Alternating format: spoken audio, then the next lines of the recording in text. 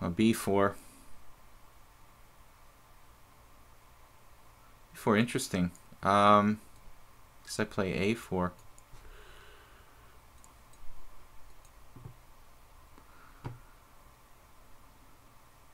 This just has to be some kind of Zugzwang. Active bad bishop.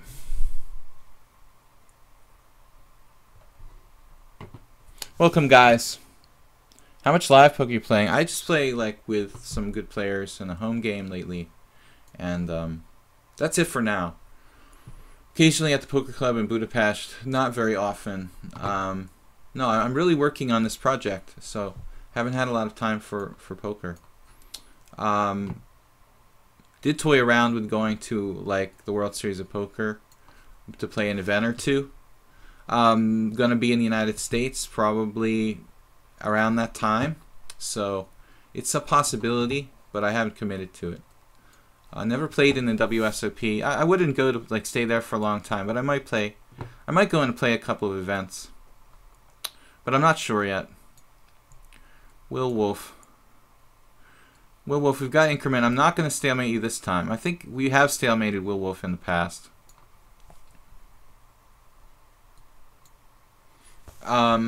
Yeah, I'll try to play more live poker, though, now that I've kind of stopped playing online poker. Am I going to stalemate you for real this time? You're just not resigning. Will Wolf, for the sake of the stream, give it up, man. Not resigning. Alright. Marcin, haven't seen you in a while. No stalemates. Check. Every time is check. Yeah. Okay. Mr. Play it out. So guys, before we go, let's just run down the pairings for... Did I finish the game, by the way? Don't want to let you win on time. So it's Anand's Fiddler. Do you guys know what Anand's score is against Fiddler like? I mean, it's unbelievable. They have, in classical chess, they have 22 draws. Anand is 6-0 in classical chess. Obviously, Fiddler's won a couple times in rapid games. In 28 games in classical chess, Vishy Anand has 6 wins and 22 draws. Fiddler not winning once. That's unbelievable. So it's safe to say Anand is a slight favorite against Fiddler, although a draw is a highly likely result. Then Topalov Giri is interesting because these guys have only played 10 times, and 7 of 10 are decisive. I like it, you know. That's what a difference, you know. I mean, 7 out of 10 games between Giri and Topalov are decisive. Giri with +1, 4 wins. Topalov with white, so I think it's kind of anybody's game, although Topalov's in horrible shape in this tournament. And then we get to one of the most important pairings of the round. Aronian versus Nakamura. So, Aronian with a very good score, 11-6. Obviously, Nakamura is plus in rapid chess and very plus in blitz chess against Aronian. But in regular slow chess, Aronian has a pretty commanding score of 11-6 with 13 draws. That's still a pretty high amount, guys. Check that out. They have played 30 games, guys, and 17 are decisive. That's more than 50% of the time the games between Aronian and Nakamura have been decisive. And Aronian with a 5, +5, basically. So, Aronian needs to make a move here. I mean, he really needs to try to move up in the standings, and I think Nakamura is a really good chance for him. Nakamura playing a little shaky and kind of desperate. And then finally, Caruana versus Karyakin, our chip leader, if you want to say. Karyakin, the chip leader in the tournament, they've played 23 times in classical, and Caruana with a 4-1 score in decisive games, but 18 draws. So that's on the same level with a non-Fiddler. Like, mostly it's going to be a draw, but if someone wins, it's probably going to be Karyakin. I mean, not Karyakin, Caruana. Caruana, Karyakin, Caruana, Karyakin. It's hard to say those two names back to back. So lots of interesting stuff today. Hopefully we'll have 1 or 2 decisive games at the Candidates Tournament. We'll see. All right, guys, let's get back to the games. So Hong Kong Harry. We're playing Hong Kong Harry, King Kong Harry. Welcome to the stream. This is basically the longest we're going to play, guys, a 10-minute with 2-second increment. But I don't really need that much time.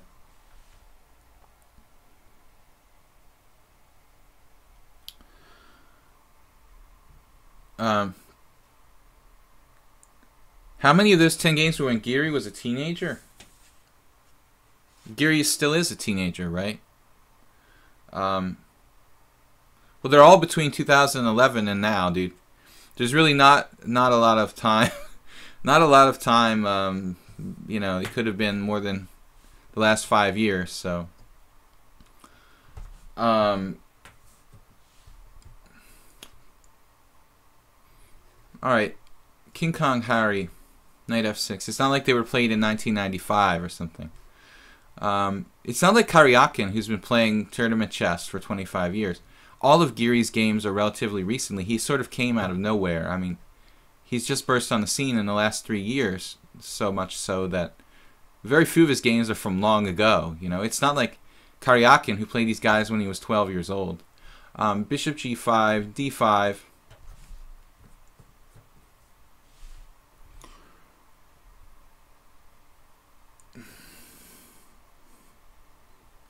What's that, Marcin?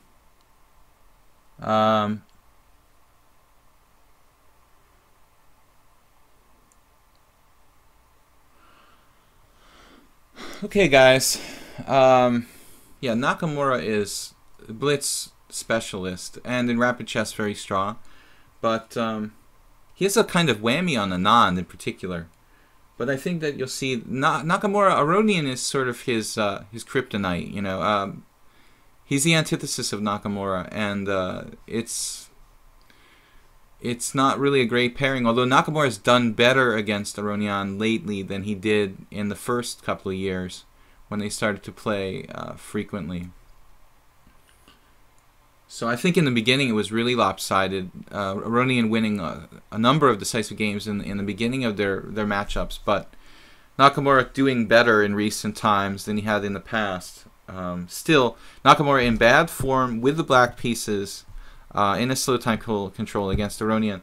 Your money's got to go on Aronian.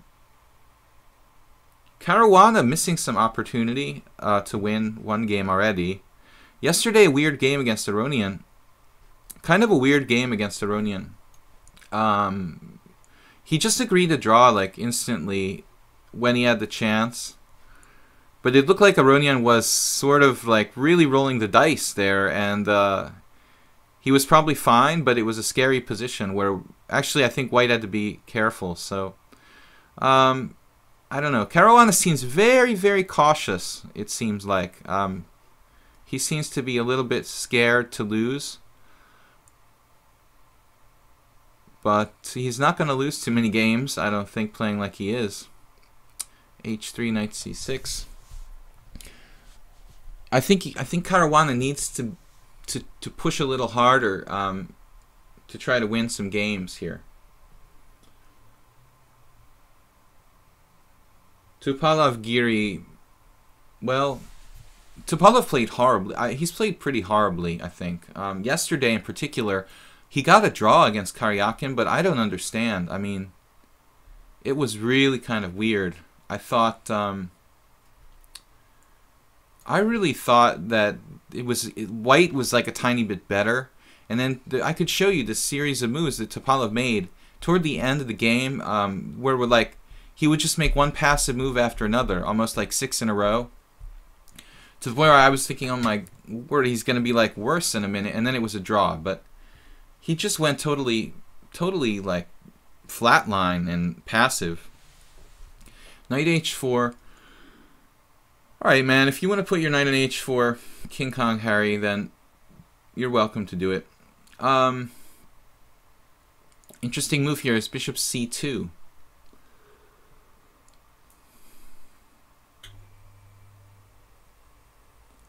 Now let's play bishop c2 just to be a little bit creative.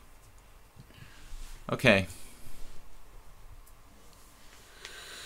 Decided to play a gambit in the candidates tournament. Decide a man who's not scared. I mean, seriously, Caruana to play the Benoni, is that a sign of a man who's scared?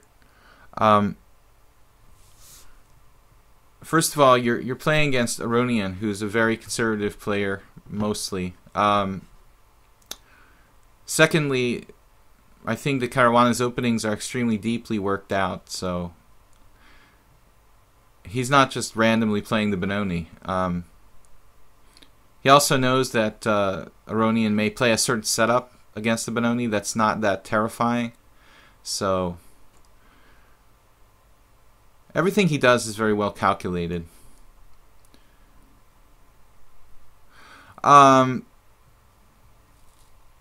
But Aronian actually played very, very, very aggressively in that game. I'm happy with Aronian, you know, really going for it, taking risks. Caruana didn't, you know, he didn't really have any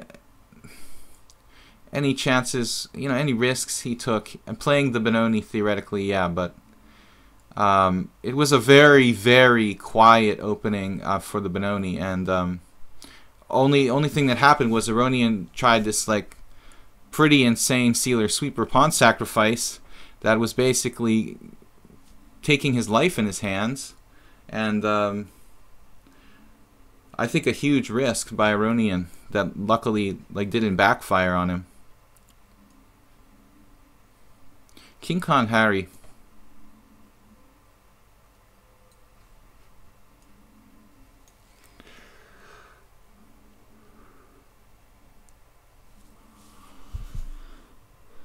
Yeah, I was happy actually that Caruana did play the Benoni, but I'm not really sure that it was the best spot for that. I think I'd rather, you know, it's kind of like playing the Benoni against Mahmud Yarov or so. I don't think it's a really good idea, you know.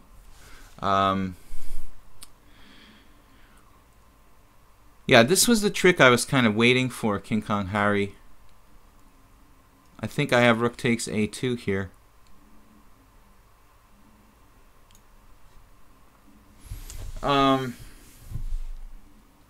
So that's what we were kind of, bishop c2 is a kind of normal move in Slav positions, but we were sort of hoping for this cheapo here. I would faint if I saw Anand play the King's Gambit. Yeah, well, you would be in another dimension if you saw Anand play the King's Gambit. Dude, Anand has +6 against Fiddler. Massive respect. Although, you know, okay, a majority of those games are you know, were played when Anand was like, you know, number 2 in the world or something. Svidler is still a little bit younger than Anand. So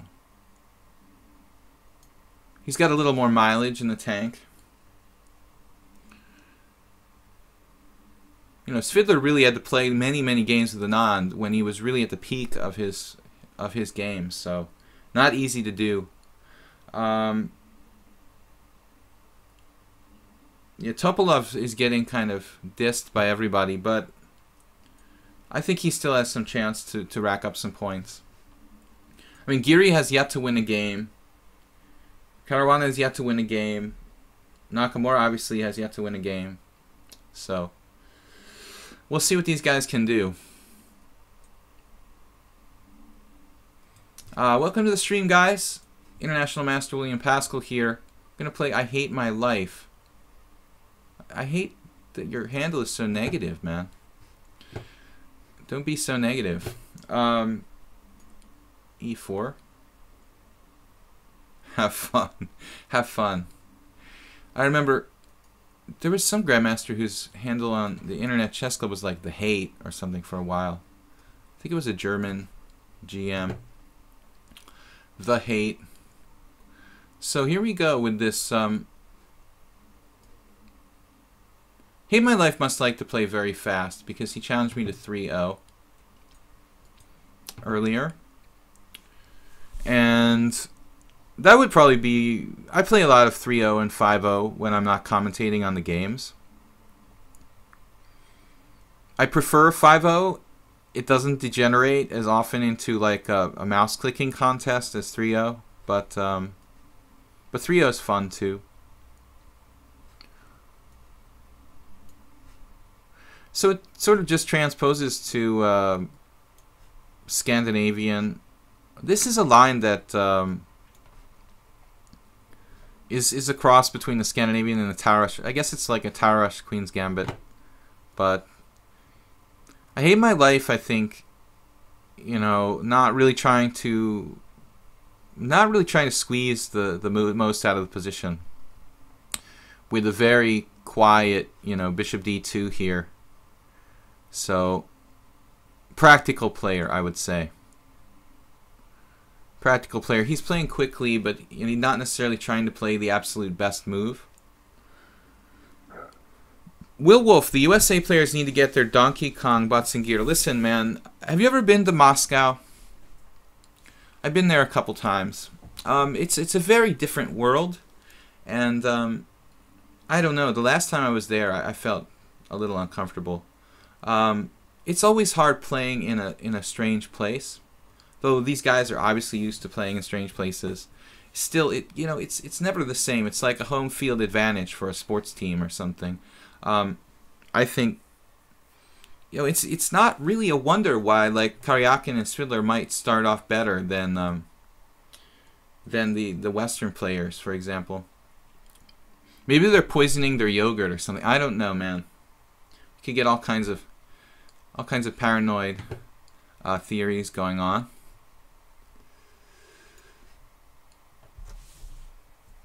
Poisoning their food, putting plutonium-273 in their breakfast cereal. I don't know, guys.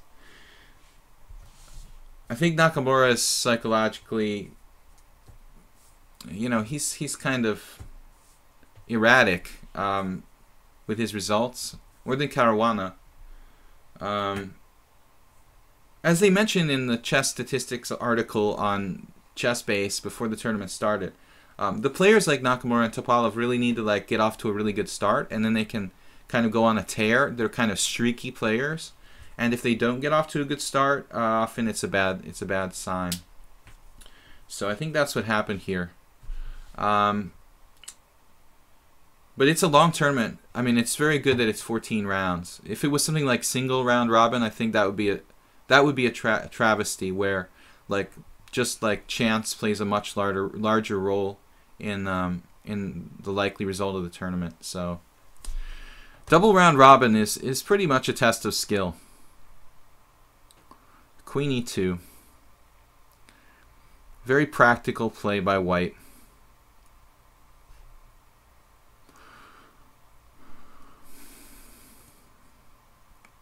I can play e6. Where to put my queen in this position? Rook c7, interesting move. Guarding.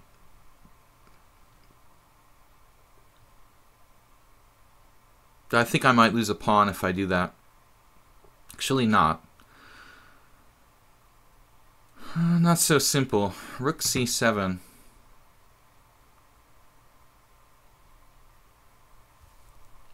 It looks a little bit fancy to me. E6. E6 weakens the position a bit. All right. Calidus says, I think deep down Naka doesn't want to win because he's scared of playing a match with Carlsen. They want to win, man. They want to win. If nothing else, they want to win the prize money. It's okay. It's not as big as the Millionaire Chess Open or whatever, but I don't think will to win is something that I know that you're like saying that, half jokingly, but will to win is not really something that Nakamura suffers from. Am I just losing a pawn if I take that way? Boy, that would be really silly, wouldn't it? So I think that Nakamura, I'm guilty of this a lot myself on my own level. Nakamura a little bit came in overconfident, which is not entirely surprising. He's very cocky. I don't know. I think he played overconfidently. Right in the first round against Caruana, he was white in an English opening, and he played like h4, just sort of like coffee house. I don't know. I didn't even understand what that move even does. It was like very early in the opening in game 1. I had a feeling that h4 was like, wow, this looks like a very stupid coffee house kind of blitz move that just weakens his position.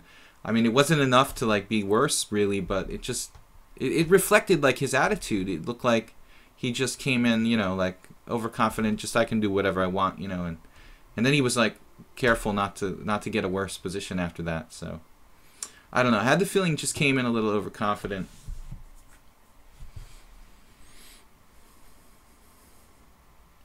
Don't like juice.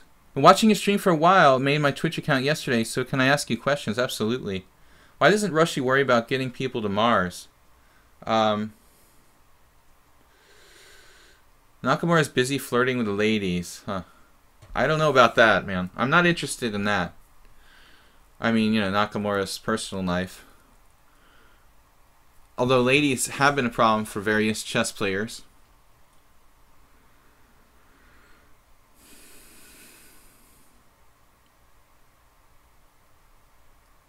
I don't think that Peter Leko has been a factor in the chess world since he got married. Now, a3, very quiet move. Suddenly by white. I think e6 is in order here.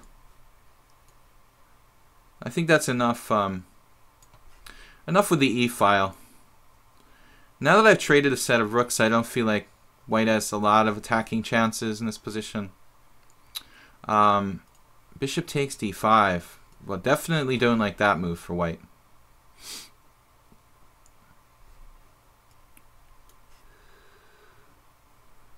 Bishop b4, so it's pretty much like clear advantage to black now. Hate my life. Getting impatient.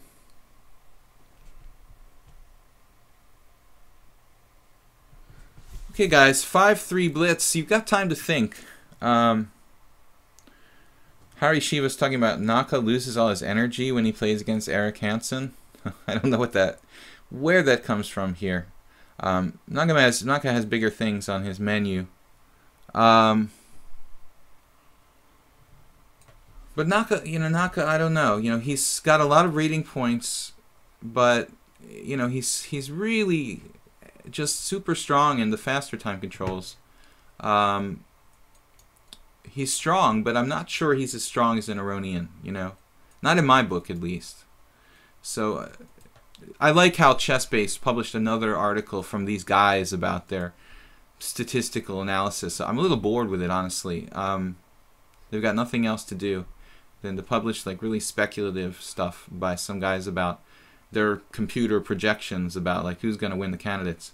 Already it was really kind of, the first installment was sort of, I thought, silly, but now they're like, Aronian is projected as like obviously number 2, so I wonder why. Maybe because he's got a half point more. But anyway, I mean, Aronian was always my number 2.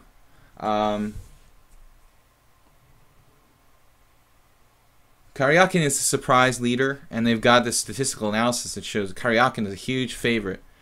I like Karyakin, nothing wrong with him, guys. He's not going to win this tournament. I'll pretty much bet you on it if you'd like. So, G3. I'll probably end up eating my words. I mean, he could win the tournament. Let me phrase it differently. I don't think he's the favorite, even as the leader after 5 rounds. I still don't think he's the favorite. He could win, but my opponent offered me a draw. I'm better here. No, there's no way I'm accepting a draw. Karyakin's going to need more than half a point ahead of the field to be the favorite. You can take all the computer analysis you want, but it's going to take more than that to make Karyakin the favorite in this field. It's still a long tournament. So if he goes up plus, If he's up by +2, +3, then we're talking he's the favorite to win. But at the moment, I don't think with a half-point edge is enough to make Karyakin the favorite to win the tournament. So I don't know what kind of statistics they have, but that's not enough in my book. I'm going to need more than that. So here, we've got better pawn structure, safer king. And, okay, he's got an access point. It shouldn't matter too much. B5, maybe. I mean, maybe white is going to hold this, but I don't feel like accepting a draw would be the right thing to do for me.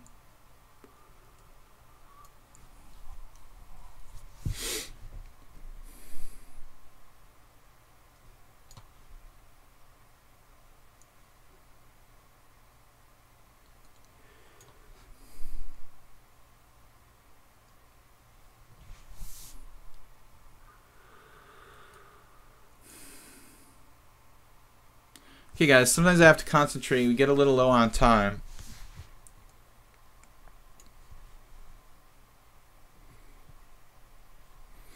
Make sure our bishop doesn't become a bad piece, and fix our pawns on the right color here. I'm not sure if we're winning, but we're definitely on the better side of this.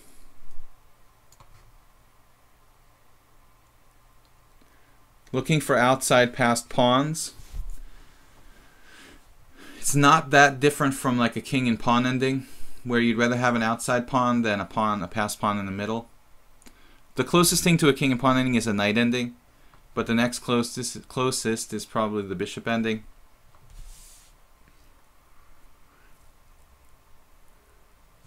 White has, I think, a lot of pawns on dark squares here, guys. And we're going to create an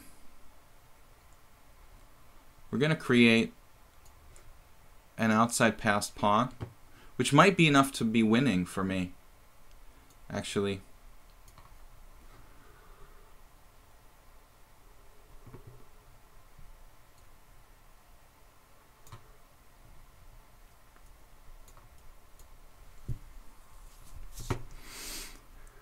Kind of classic bishop endgame.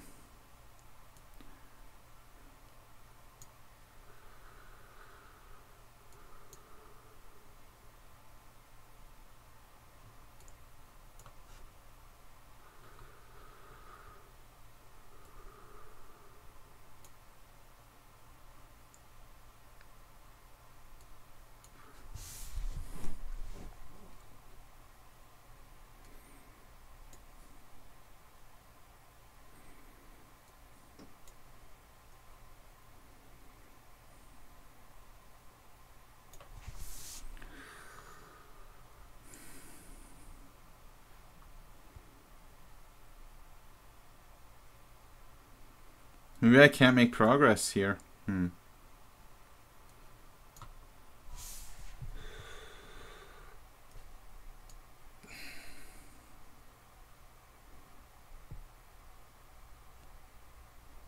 It's possible this is just a draw.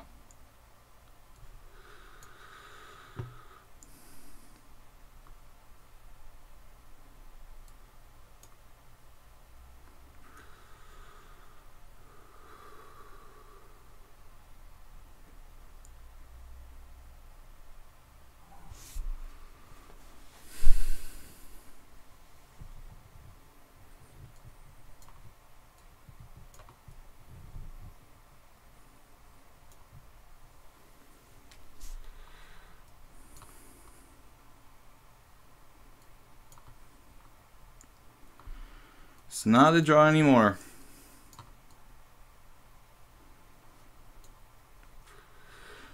Okay, hey my life. Tough game. Maybe that was a draw, but it's technically difficult for white. So, Mattis 8-5, rated 10-3.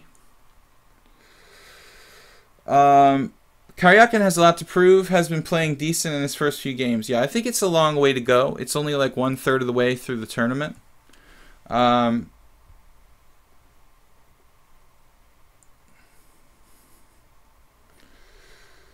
You thought Geary was going to win? Well, Geary might yet win a game. I think he probably will.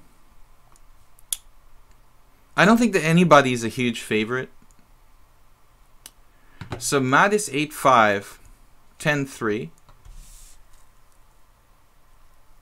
Welcome to the stream, guys. Check out my YouTube channel, by the way. I put up a new video yesterday on video chess training on YouTube. You can also check the link in the description down below the Twitch stream. Please like and subscribe to my YouTube channel. We're starting to kick out some videos, several every week, so at least 2 or 3. I try to do at least 2 a week, hopefully 3 or more.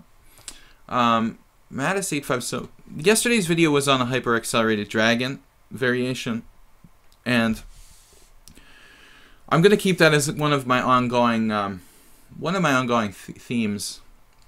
Bishop c4. This line's picked up a lot of popularity lately. Any particular reason for that? I'm getting this a lot. Was this recommended by somebody in some repertoire book? Knight g5 now. Knight g5. Yeah, knight g5 looks a little early. Play d5. Could play d5. D5 is interesting. Wow. D5. Pawn takes pawn, knight f6. Yeah, that's kind of a cool idea. I want to try, you can try something creative. We don't have to be like blasé all the time.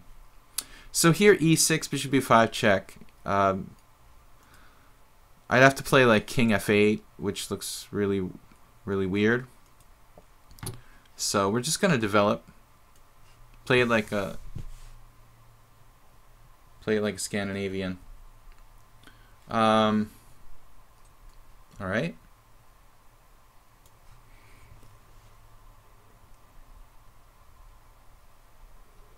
Sheppy13 said, "Did my challenge disappear?" You're right there. You're 2387. With 2 games, just started. I like Mattis 8-5. He's is he like mating me here or what?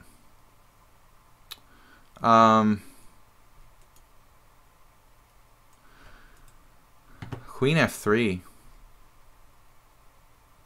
Mattis 8-5. He's just created 80 games at 1400. Wow. So I didn't see queen f3. This classic. It's okay. We have a move. Bishop e6.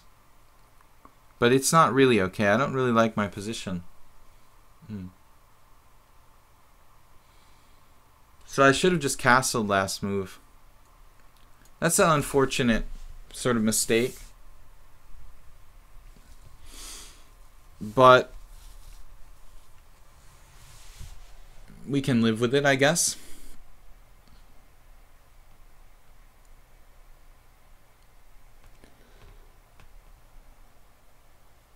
Could he have done knight takes f7 instead of queen f3? Knight takes f7.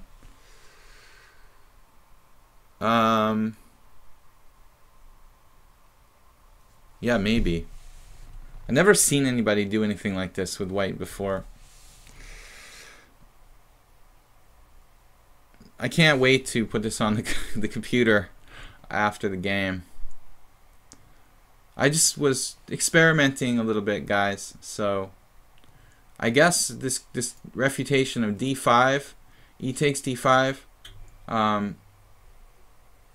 wasn't really correct. Knight f6, d3. Here I can just castle and I'm good, but I played instead knight takes d5. Knight takes f7 here. And then queen f3. Well, it's like I could play king e6, yeah, the fried liver. Yeah, I guess he could. I think knight takes f7. Knight takes f7, queen f3. Totally missed it. This is a very, very rare position I've never actually played before. So I guess it was a little over the top. Bishop g5, though. Bishop g5, I guess, is just a blunder. Unless he has more tactical tricks for me here. So, yeah, it looks like the fried liver attack. Knight takes f7 was good. Queen f3 on move 8. What? What do you mean move 8? No, I think knight takes f7 works. That was probably best. Ancient row, so obviously a position I would never get probably again in my life, since nobody does like knight to g5 in that position. But I was too ambitious. It was like, I thought I could be really creative and punish the bishop on c4, but after d5, e takes d5, e6. I could play e6, bishop e5. Honestly, e6, bishop e5, and king f8. I could play, but I don't really like it with my king on f8. So this is just, I'm guilty of trying to be too fancy here, guys. Bishop e5 check. Wow, this is getting weirder and weirder.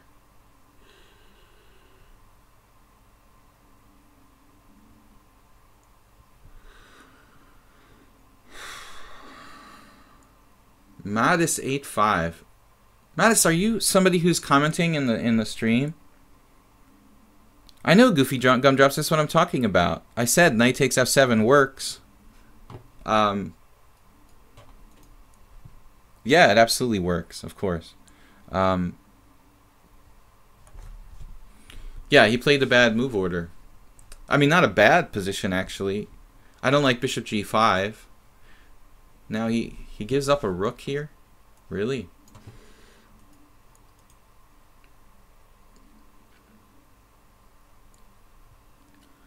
So I thought like c4 was interesting, but it's not a big deal.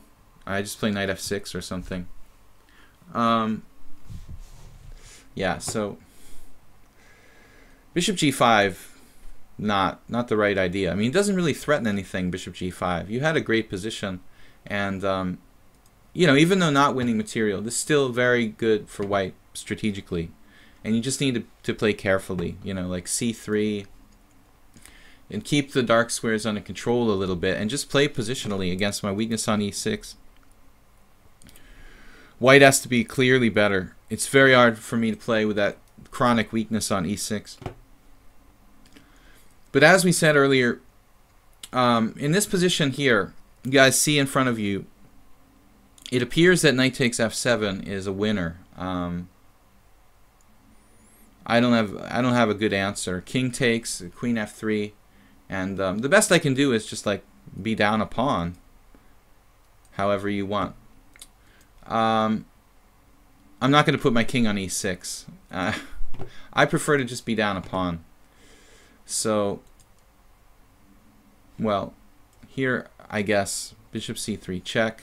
I'm not sure if I should even do this, but if it forces him to put his king on e2 or f1 is even better. Then f1, now his rook can't enter the game. And we have some counterplay of our own. I'm a little concerned about knight e5. That's guarded, so we're good. Rook b8.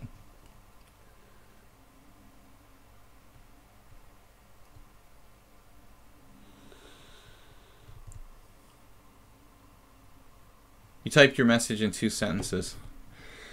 Whatever, I mean, I totally can understand your point. If I see the idea knight takes f7 typed anywhere, I know what you're talking about.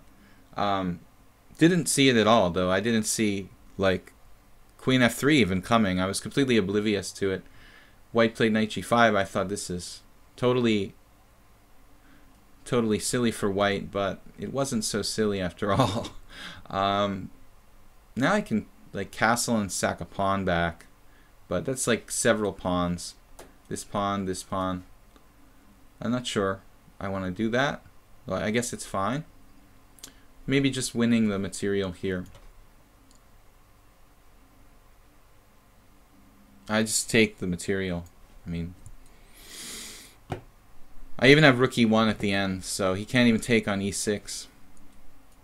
All right, Mattis with the tricky success in the opening, but he couldn't follow it up. I got lucky, guys. I'll be wary next time of 4 knight to g5. I totally dismissed it as a non-serious move, but it was more serious than I thought. It was rated? Wow, it was a rated game. I was lost. Okay, Sheppy, welcome to the stream. Sheppy, how do you not have a classical rating? Wow. Okay, good luck.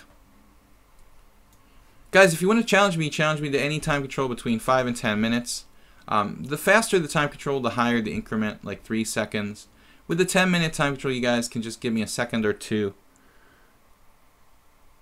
Damn scientist, hi there. King e6 doesn't work, yeah. No, I know. I looked at it for 30 seconds and I was like, nah, you know what? King e6, this is not the fried liver. There's no king e6 there. But I can run away and be down a pawn and hopefully live to fight another day. But I've been getting that a lot, the bishop c4 against the hyper-accelerated dragon. And Sheppy going into this line now. Sheppy, so we're following a video I did recently on Antipov, Moisenko Antipov on my YouTube channel, guys. And this is the move that Moisenko played. No, Moisenko played bishop e2. Okay, bishop d3 is the more popular move. The bishop is not clearly best on e2 or d3. On d3 it can be kind of hemmed in by the pawns, although it's placed more aggressively than on e2. On e2 the bishop controls this diagonal, d1 h5. It's like the classical King's Indian. Why do people put the bishop on e2? To guard against bishop g4 and things like knight h5. But it's hard to say which is better, e2 or d3 for the white bishop there. Alright.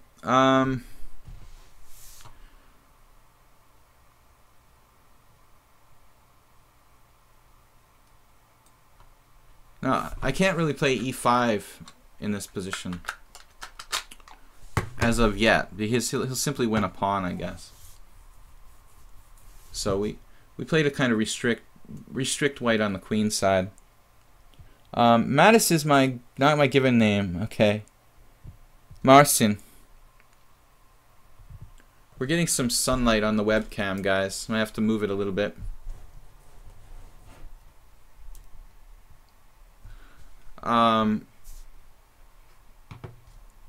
It's so rare that there's any sun in Budapest.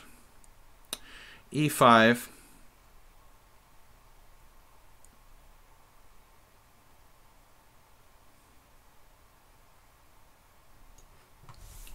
So, Sheppy, I don't know if you saw my YouTube video about this opening.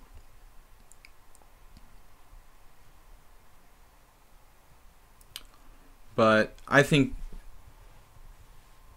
there are quite a few games in the database in this, but I still wouldn't consider it to be like a main line for black. Much less known than like the classical fianchetto, bishop takes b2 check or bishop takes d2 check and b6. And I like it because it keeps the pieces on the board for black, and you have black has a lot of flexibility about like how to set up the pawn structure, different plans to choose from. Although it is a little passive for black, this knight on d2 isn't like really the greatest position piece in the world. So, you know, it's, again, I draw parallels to the King's Indian because of this pawn structure that you see. But black, although passive, black's position is somewhat justified by the strange positioning of the knight at d2. Okay, now bishop b2. Sheppy playing super sensibly here. So he's not actually forcing me to give up the center. I wouldn't like something. I don't really like bishop g4 because it's back. There's another knight backing that knight up on f3. So I think what makes sense here is some kind of move to hold the center, like knight to c6.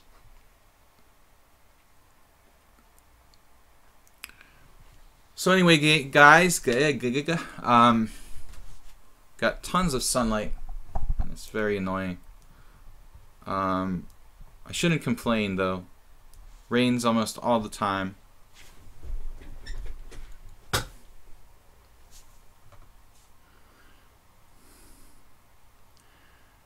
So Sheppy's playing to keep the tension in the center here. Still not threatening any breakthroughs, so I guess because the bishop on d3 is hanging all the time, we could consider rook e8 in this position. Could even play knight h5. But knight h5 might walk into d5.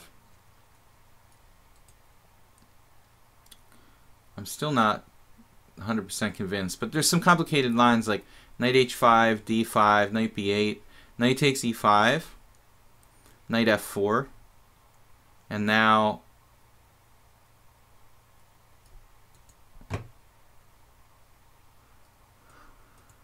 g3 doesn't make sense, does it? Does he have a move after knight f4 there? His knight's hanging. Not really. Interesting. Knight h5 is interesting. He could just play rook e1 there. Then my knight is sort of embarrassed. Yeah, I don't really like knight h5. I mean g3. And after g3, knight h5, g3.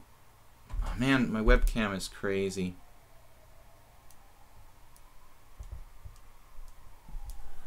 I have to entirely turn the laptop.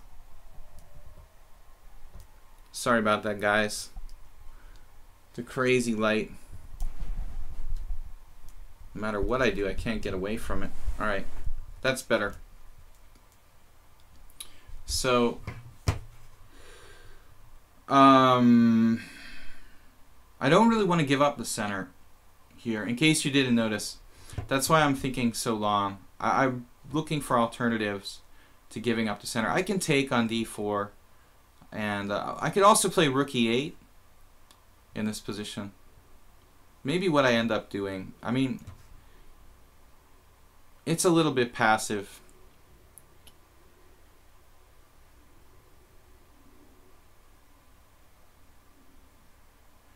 Yeah, I've got a skylight in my office, and even with the shade drawn, there's a little bit of tiny sun, like a tiny sunbeam that shines just at the right angle to hit my webcam.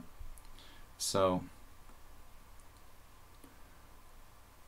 now queen c2 from Sheppy. Okay, now the white pieces are okay, but I mean, these aren't like this bishop on b. I like the bishop on b2 a lot, but the other pieces are kind of, you know, not that threatening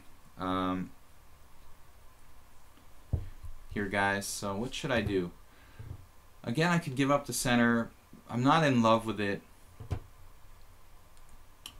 Now knight h5, moving away from the center with the tension in the center doesn't seem right to me. That's bishop f8 maybe.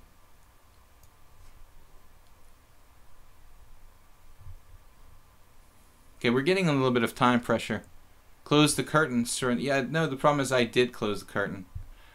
It's there's like this like crack of light, and it's just no way to cover it up. Okay now though. Yeah, I like the special effects it creates.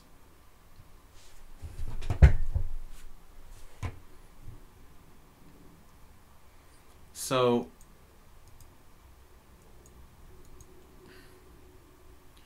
Sheppy playing well though. I think keeping the tension is usually a good thing.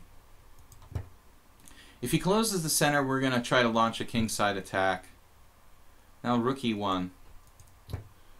Okay, now we've got reinforced. I mean, e5 is really pretty well reinforced here. So I mean, we can shift to like g6, bishop g7 even down the line.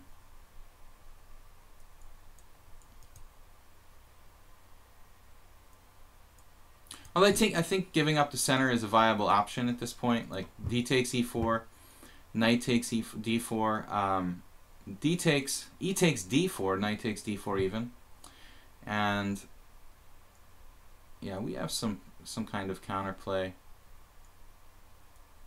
Knight h5 doesn't really do a lot.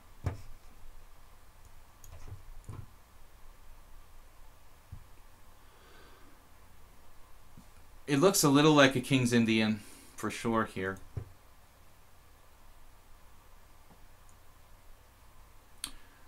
What would Nesbedinov do? Looks like the white king side is kind of lacking guardians, I would say. Not a lot of pieces to guard the white king side.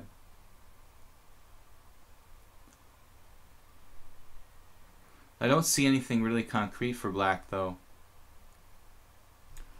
Guess we'll just trade pieces and go. We'll go with a slightly inferior structure here. We're way down on the clock, so I'm really interested in just holding. But I think the Sheppy played the opening really well. This is pretty good for white. I don't think he's that much better. It's like a little tiny advantage, but he didn't give me any opportunities to really do anything. Did you see the new moves of Topalov yesterday with Rook b1? Yes. Werenfeld. I did like that. The first moment I was like, well, this is kind of odd, you know, b3 and Rook b1. But the way he played with you know, the plan of Rook b2, Rook d2, he was a tiny bit better in that game.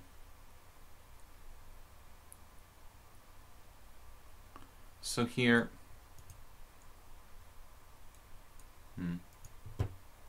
I don't have anything special, I guess. Sheppy very fast. I want to play Queen h4. Doesn't do anything, really.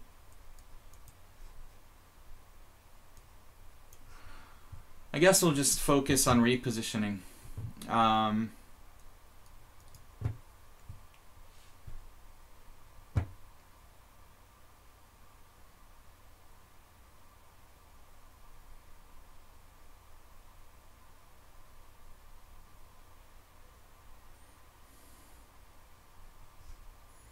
Yeah, it looks like white is just better now.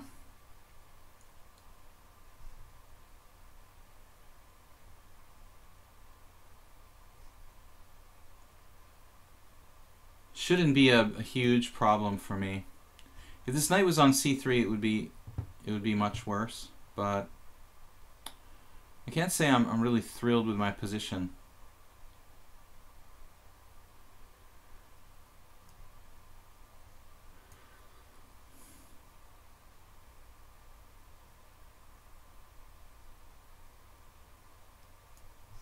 Bishop e7. What about bishop e7? Queen is misplaced. Where to put my queen here, guys?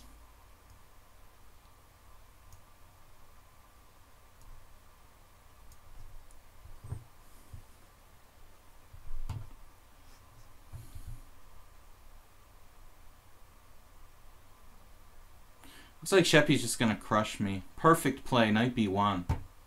Wow. Alright, let's try to get the queen to a more active position. Here he doesn't have knight f3 anymore, so I was at least trying to wait for that.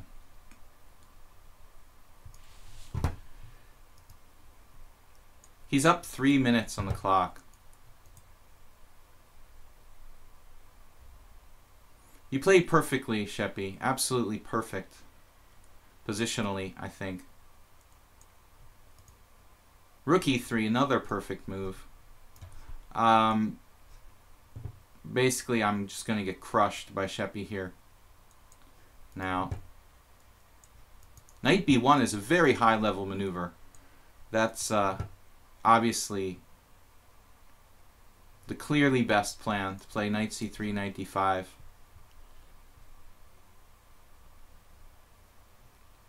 Very instructive game, Sheppy.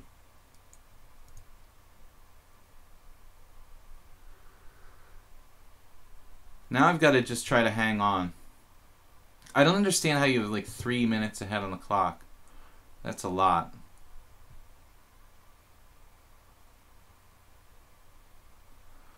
I don't know. Shouldn't let the time get that out of control.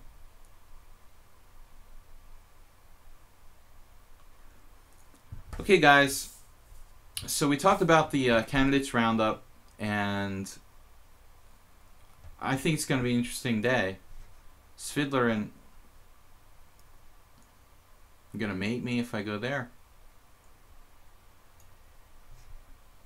Svidler and Anand, though... Oh, you're going to mate me over there. Queen e2 setting up some other attacks.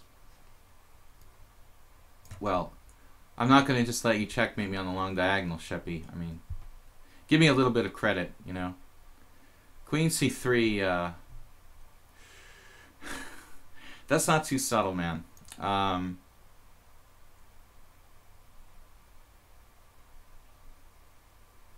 You can't play rook h3. That's kind of important.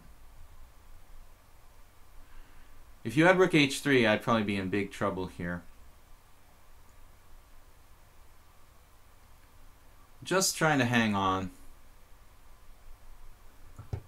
But I really like the way White played this game. I think it was flawless.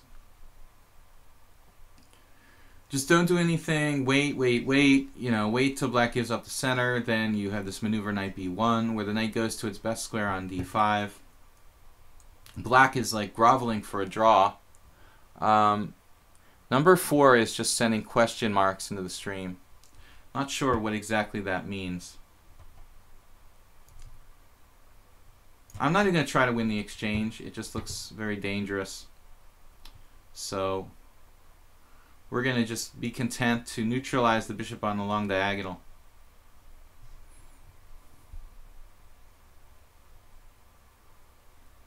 Now, of course, we're going to take off that knight if it comes to d5. It's possible I'm not lost. I'm just unpleasantly worse here. But I wasn't happy with this position.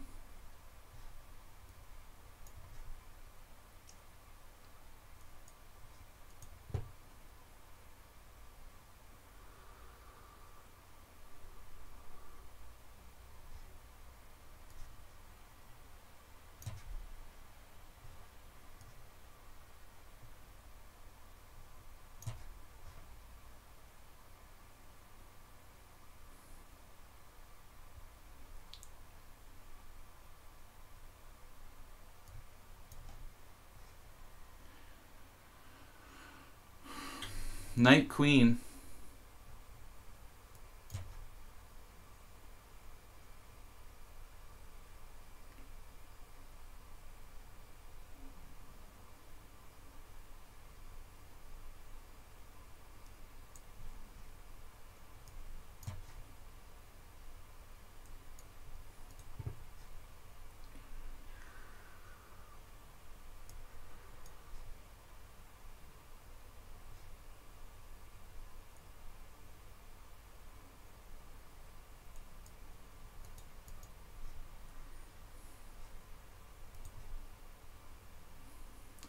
I'm going to offer him a draw here.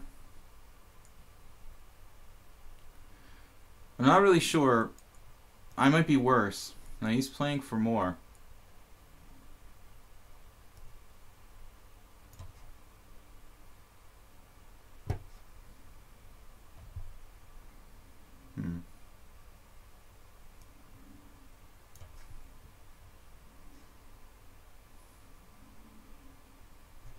Alright, Sheppy, if that's the way you want to be about it, man.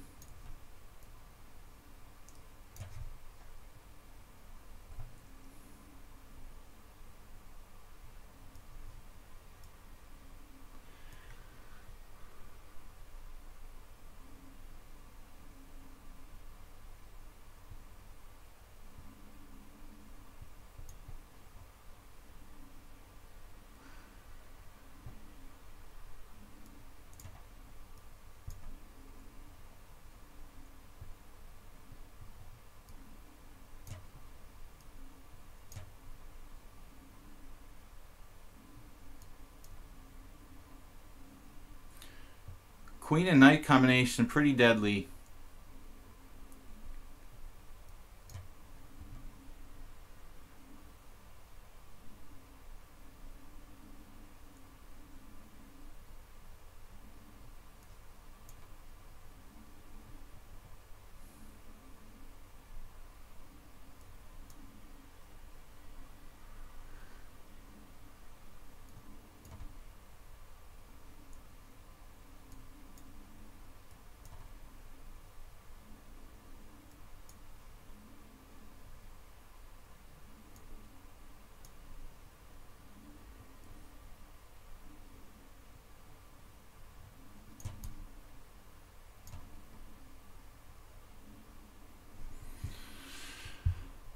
Sheppy, tough game, man.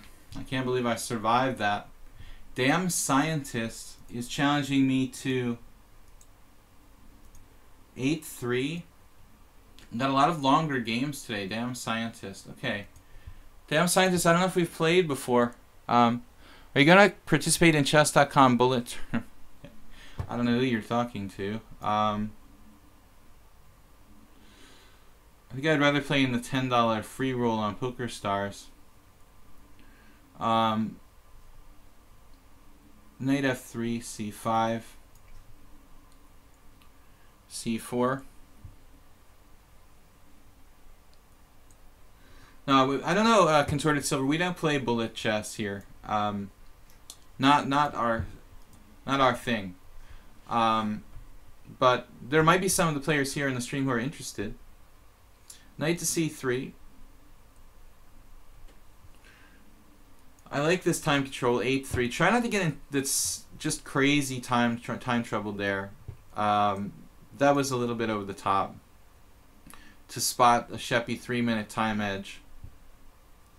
But I was really in trouble and I was really almost lost, so I had to find basically only moves not to lose. Can you win much playing chess? Oh, you guys with the prizes.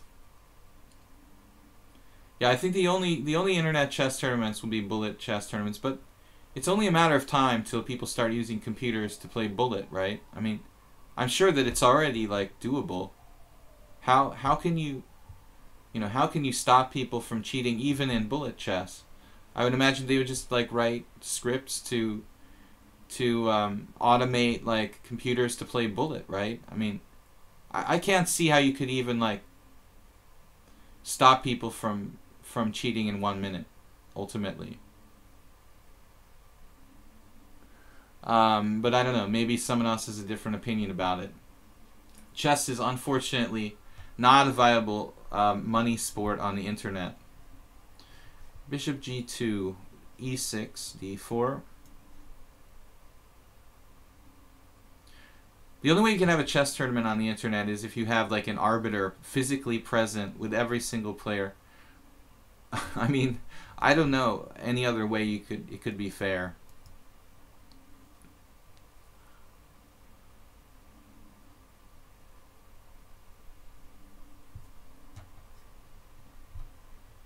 But Sheppy, that was a good game. I like the way you handled that opening there. I thought I was hopelessly lost, but never quite lost enough that I had to resign.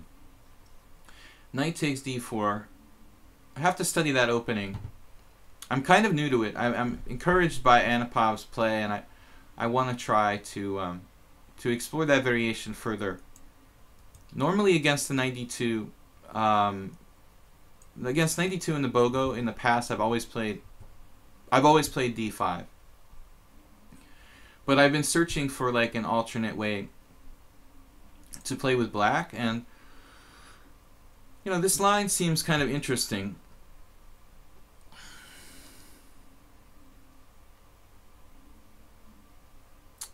The Saddest Troll sadly says people cheating even over the board.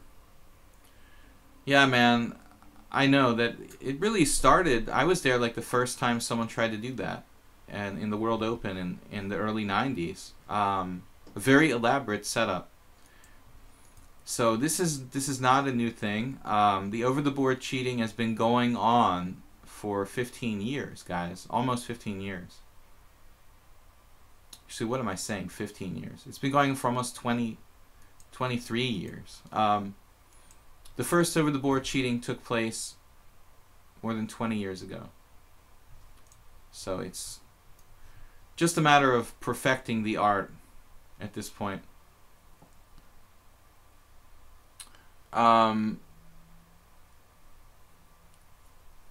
It's a big challenge for chess.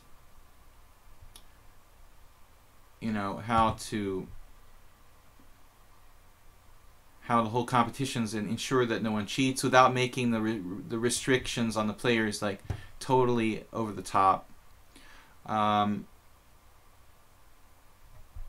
I was like thinking of playing in Millionaire Chess Open, but then when they changed it to Atlantic City, I'm like, I really have no interest in going to Atlantic City. I'm from New Jersey, and I have plenty of experience with Atlantic City, and it's just not really an interesting place to be. So I was thinking of playing an over-the-board tournament there,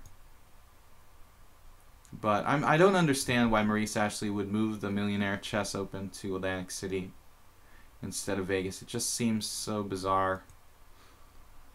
Just when I was getting excited about going to play. 98, now B3. New Jersey Devils. The New Jersey Devil is a mythical creature that's supposed to inhabit the New Jersey Pine Barrens, the southern part of the state. I'm sure you can find all kinds of unexplained phenomenon videos on YouTube about it. X-Files episodes and whatnot. What was that Black Friday poker incident? The Black Friday poker incident was when U.S. government like shut down Full Tilt Poker and Poker Stars in the United States. So it left a lot of poker players with nothing to do. I was in Hungary, however, and I was able to continue without. It did affect me though. It really messed me up because I was a supernova at the time, and I couldn't continue playing on my account. I had to create another account, and it created a lot of inconvenience for me, but eventually I got through it. How do we come up with that? Full Tilt owners did not have any money on their accounts. Yeah, they had it on some other accounts. Someone always disappears with the money, or they spent it, or whatever. Man, it's history. But how do we get on the poker subject here? Atlantic City? Did I talk about Atlantic City? The only good casino in Atlantic City is the Borgata. So I would go if Maurice would hold the tournament there, but I'm sure that's like very expensive. So I seriously doubt that Millionaire Chess is going to be at the Borgata. It's literally the only decent casino in Atlantic City still remaining. Rook on A to C1. As far as I remember, there might be a new one or something. I don't think so. Challenges, we have Shryan M, Azim Lee Soitari, that's hard enough to say, and Smeagol, 1248. Werenfeld, did you just challenge me now? See, guys, this is weird. Everybody says, yeah, man, the one at the top is the latest challenge. The one at the top is the latest challenge. I'm just sitting here, like, looking at my list of challenges. Shryan, Azim Lee Soitari, Smeagol, and then, bloop, like, pops down, like, the top one. It says Werenfeld. Now, how do you explain that, guys? If the top one is supposedly the oldest one, then how did Werenfeld just plop a challenge down on top of my list? So there's something weird about, I was talking about this before, there's something weird about the challenge list on Lichess. This is not the first time that it's totally not in order. I said this before. It seems like it's usually in order, but then like Werenfeld's challenge just comes down and throws itself on top of the list. It's so weird. I don't know. I'd have to talk to like a programmer. You challenged me since 30 minutes. Yeah, but your challenge was like disappeared. Werenfeld, we already played. What do you mean you challenged me since 30 minutes? We already played, dude. You're challenging me since 30 minutes to a second challenge? Didn't we already play? Am I hallucinating? I thought we already played. Am I wrong? I do misremember things sometimes. I would swear, Werenfeld, that we already played. We didn't already play? It was a bug? Werenfeld, did we play or not? I thought we already played. Maybe you can only see the first 4 challenges. No, number 4. It definitely goes longer than 4. Werenfeld, you didn't play me today. Okay. So Werenfeld's challenge like disappeared and then came back. That's what's going on. Alright. So Werenfeld, yeah, some kind of bug where you like your challenges disappear and come back. How can they disappear and come back? That's so strange. Did you get disconnected or something? Were you like temporarily disconnected and come back? That creates a lot of confusion. But that does go some distance in explaining like what's going on around here. I think we could play a very quiet plan here of knight a4. The daily Werenfeld. Yeah, sorry Werenfeld, I thought we already played. I apologize for that. But anyway, I didn't skip your challenge. You are still on the list. You were gone though. For I don't know how long you've been gone. But you're back. So you're on top of the list. So something's working, I guess. I don't understand the disappearing and reappearing challenges. Alright. So I'm thinking he can't play b5. We've got great bishops. Got to watch out for bishop f6, obviously. Man. Damn scientist. Damn it. You played b6. The only good move. I actually... Now I don't know what I'm going to do. I guess we just play e4 or something like that. Looks kind of weakening though. We can go back to c3, I suppose. Sheppy says, mine always vanishes right before I get accepted. It may be like temporary disconnections, I'm thinking. You know how you like get that message at the top of the Lichess screen that says reconnecting and it's like in red? Maybe you know, like when you're in that like limbo state where you're sort of not connected but a little disconnected, but you don't get like completely like booted off the site. Maybe in that limbo state your challenges like temporarily disappear or something. Smeagol's been waiting an hour. You're an hour and you've been waiting at the bottom of an hour. I don't think you've been waiting an hour. We haven't even been playing an hour. Almost an hour. Smeagol, there's no way you're not exaggerating. You're exaggerating a little bit with the hour. I'm prone to exaggeration too. Don't worry about it. I don't know. We have a lot of space. Bishop f6. I never skip anybody if they're actually on my list. The people do disappear. Werenfeld is gone again.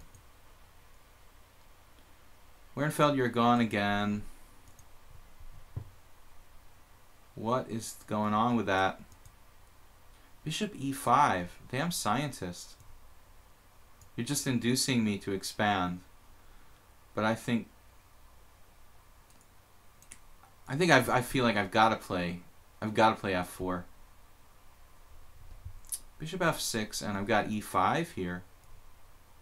e5, bishop e7, knight e4.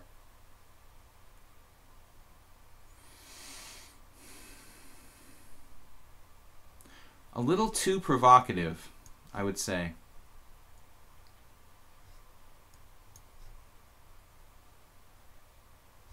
Are you back again? Alexander Zavivalkin is in the list now. We've got no Werenfeld. This position is not healthy for black.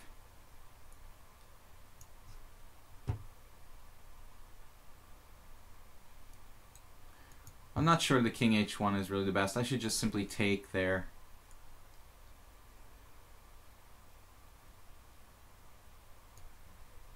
I'm obviously clearly better here. Now we're kind of playing for cheapos. But black's in very bad time pressure, so I thought I'd make it a little bit tricky for him. and it worked. So welcome to the stream, guys. Check out my YouTube videos. Put a new one up yesterday. Video chess training on YouTube. Interesting game in the hyper-modern, actually more like analysis rather than game in hyper-accelerated dragon I put up yesterday against one of your fellow streaming buddies here. All right, I don't know, Werenfeld, where did you go? You got distracted by Julia Child. Are you cooking? Julia Childs? Smeagol, I'm gonna play you. Werenfeld's he's gonna be pissed. It's not fair you've waited just an hour, Smeagol. Knight f3. Play other player, don't worry. Well, so you are here, Werenfeld. I got an inbox. Oh, okay. So guys, for those of you that just arrived, we did a little rundown on the candidates in Moscow today. A little talk about what's going to happen at the candidates today. Anand's Fiddler, man. Guess their score. Guess the score, the lifetime score in classical chess. Anand's Fiddler. I mean, I knew Anand had a winning score. That was sure. But I didn't imagine, how can Fiddler, after 28 games, never have beaten Anand once in a classical game? That is insane. 28 games. Fiddler has 22 draws and 6 losses. That is crazy. I can't imagine how, just as strong as Fiddler is, how he didn't, like, at least once clip Anand when Nakamura just, like, owns Anand, you know? Well, there's these weird stylistic factors that go into chess matchups, I guess, guys, and that is playing a part. So Anand, a huge favorite against Fiddler, though a draw is a very likely result. Topalov Giri has a +1 score. 10 games, only 3 draws. Giri's black. I guess we'll go with Giri as a tiny favorite there. Aronian Nakamura. Aronian, again, a very good player against Nakamura. He's got a +5 score. And the white pieces. And doing a little better in this tournament than Nakamura. So I'd like to see Aronian win today and challenge Karyakin for first place. And finally, the other interesting game, Caruana Karyakin. I said that. That's not easy. Try to say Caruana Karyakin like 10 times really fast. Caruana Karyakin. I couldn't do it. See the second time. Caruana Karyakin. Karaoke. Caruana and Karyakin. Karaoke. 4-1 favorite in the 5 decisive games. Karaoke.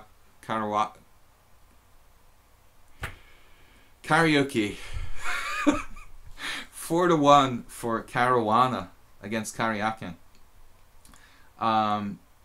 But those guys love to draw. They have 18 draws. That's a lot. That's a very high draw ratio, guys. Karawaka has played karaoke like 23 games and 18 are draws. That's a lot. That's kind of like Fiddler and Anand, where, you know, 22 out of 28 games have been drawn.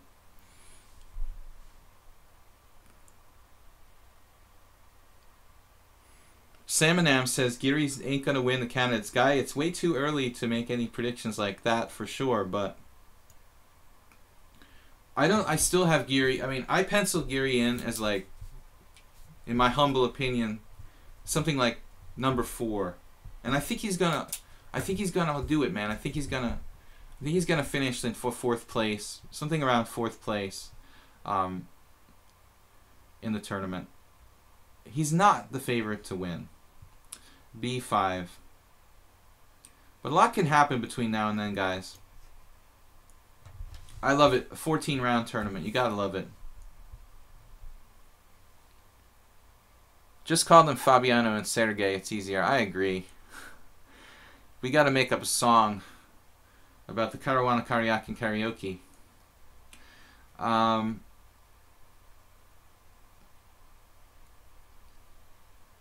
Nakamura, not that easy to say either. The rest aren't too bad. A5. You don't want me to settle in there with B4, Smeagol? Well, we've got a lot of space. This is like an A6 Slav kind of thing. Strategically, one of the most important concepts for white in these kind of lines is oftentimes like a piece sacrifice on b5. I could do like a piece sacrifice where we have two connected passed pawns on the queen side at some point. But in the meantime, I'm going to put some pressure on this base of the pawn structure, pawn chain, otherwise known as pawn chain, on c6. What's that? What do you predict about Topalov-Giri? I finally I said that I think probably all factors considered, Giri would be a tiny favorite. The way Topalov's playing really pretty badly in this tournament. What the heck were like the last 7 moves in the last game against Karyakin, where he got a draw, but he retreated all his pieces into a little like ball, and he looked like he was like, I mean, not physically, but chessically, it looked like he was terrified or something. If you look at the last game, the draw between Karyakin and Topalov, like, look at the position. His knight is on f4. Everything's fine. He's a tiny bit better. Then there's like this 7 or 8 move like sequence right before the end where they draw that like Topalov just retreated all his pieces back like he was terrified. Maybe he's really upset, you know, that he's had such a bad start, that he's, you know, he's kind of like gun shy and afraid he's going to lose again. He just looked like, I was like, why is he retreating all his pieces back to passive positions? I don't even understand why. So Topalov not in good shape in this tournament. Not looking good. So I think Giri, you know, if he's a shark, he smells blood in the water, and you know, he wants to go for a win against Topalov for sure. He's beaten him 4 times in the past. So I think Giri definitely thinking win with black. All right, guys. Enough of that.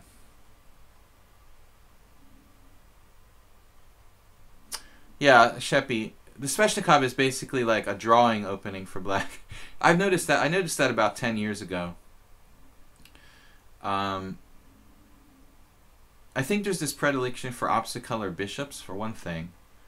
Yeah, unfortunately, it's such a beautifully complicated opening, and can be so drawish, ultimately. Do we have any sacrifices here? Double piece sacrifices? Anybody? I'm not really gonna believe in that. So bishop f4. Bishop f4 keeping pieces on the board seems to have some sense, doesn't it? Can I take with the pawn? Not really. Not really. Alright.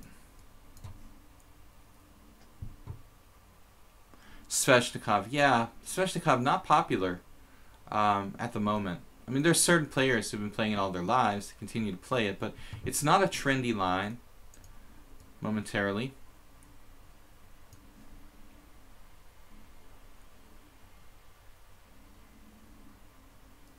Yeah, it's not as flexible as something like the Najdorf, where, you know, you have so many options as to what kind of setup to opt for.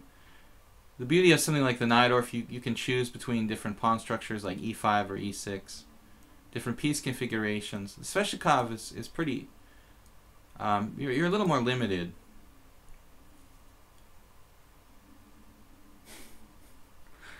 Game per frame points out that is opposite color bishops, correctly points out opposite color bishops aren't always the sign of a draw. Absolutely, game per frame. Absolutely. But nevertheless, they sometimes do lend themselves to that possibility.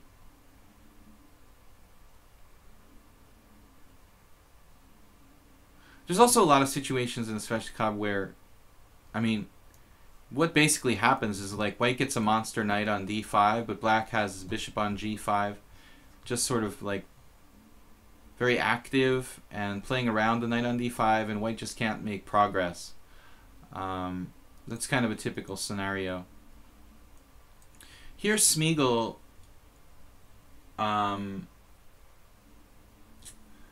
I've been unable to really come up with a plan on the queen side. Maybe I could have sacrificed a piece on b5 there, but I don't really like it. So trying something different. Looks a little slow what I'm doing here, though. Not sure. Here, thinking about bishop h4.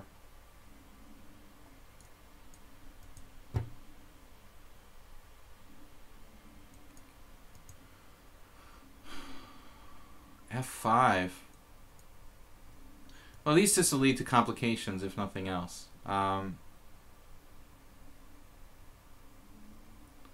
Not sure, guys. I'm gonna do this. Satis Troll says you can pronounce Aronian without an American accent. I know that's Satis Troll, but I can't help it. It's just like a, it's an ingrained habit. It's just by I have a lot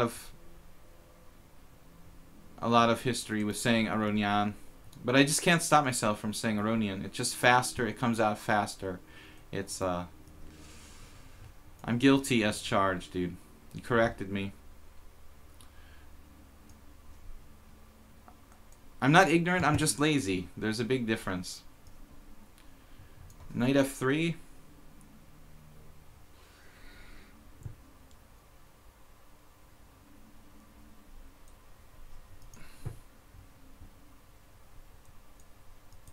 Kopian, Nadanyan. Yeah, I know how to pronounce Armenian names. It just comes out easier when I'm talking quickly. I should pronounce every name correctly, though. It's true. Karyakin. I like to call him Karjakin. That's kind of a cool way to pronounce Karyakin.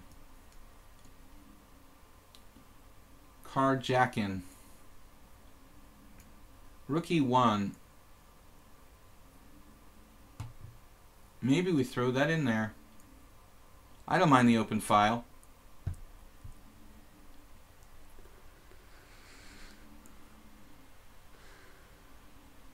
After knight f3, rook d8 is painful to play. What are you talking about, Sheppy? Ignoring the exchange? You guys are talking about opening discussions there? Okay, so Smeagol sort of freaked out and sacrificed a piece there on c5. I don't know. Didn't need to do that. I mean, I thought you'd have compensation. I thought you'd really have compensation for the sacrificed for your sacrificed exchange. But a rook is a bit much, even with those beautiful pawns you have. Andy Quibbler. Andy Quibbler's here, but I never see his... oh, there you are. You were thinking about not taking f8. Oh, I was thinking about not taking f8. Yeah, for a microsecond. It's true. There was a microsecond where I was thinking about not taking f8. I thought I saw something, but then it was like, wait, what am I doing? I'm down material. Wow, trapping my rook?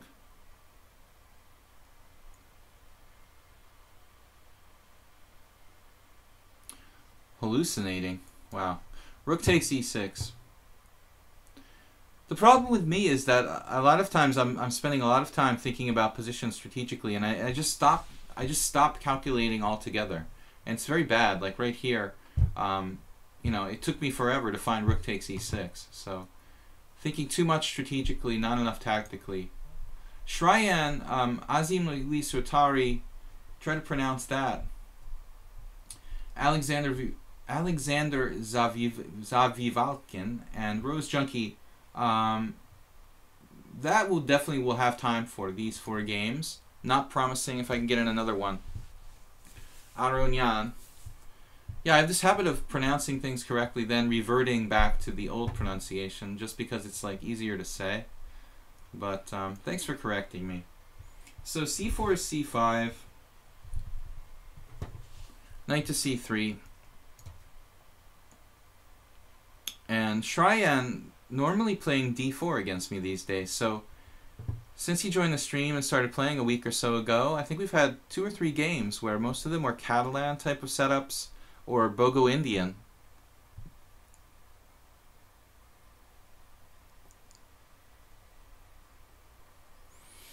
I miss bishop takes b5. Well, I miss all sorts of tactics. I try not to miss like forced mates. I was talking yesterday on the stream, I haven't done this much, but yesterday I did start using the tactics trainer for fun. And I did okay. I mean, when I set my mind to it, I'm pretty competent, you know, in solving tactics problems, but I think I spend much more time over the board thinking strategically than I do tactically, and I'm also a little slow. This has been a problem in my recent tournament games since I've been coming back and wasting time, like just thinking about, like in circles, about basically nothing. The next time I play a tournament game, I'm just gonna play quickly because it's you know, it's not that long a time control. The standard FIDE time control of 90 minutes, and 90 minutes plus increment. It's really not a lot of time. So it's not like the old days we had like 2 hours. That extra 30 minutes really made a big difference. I'm gonna start picking up the pace a little bit. So Shrine here playing in English. It's kind of a mix between the closed Sicilian and the English. Similar to the game I lost yesterday, except white has played c4.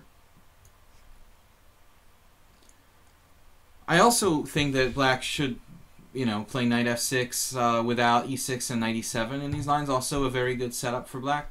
Knight f6, knight e8, knight c7. I play often that way with white in the English too. Maybe not. A6 is interesting here. I could play like more solidly with b6 as well. When you have a piece for pawns, always check for piece sacrifices to regain the pawns under favorable conditions. Interesting. That's an interesting way to think about it. Never conceptualized it like that. And if you play g4, I'm going to play f5 here.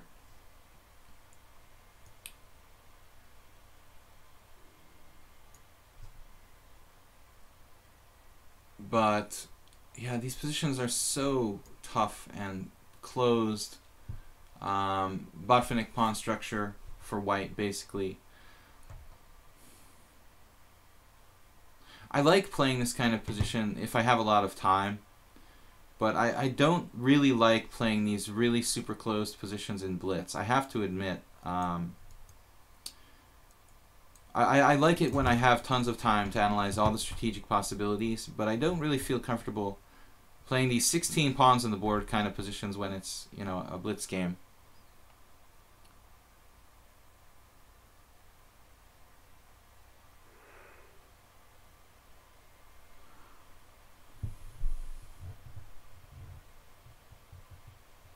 So guys, tomorrow we have another chess stream at 10 a.m. We do a simul on Lee Chess on Sundays at 17:45 CET.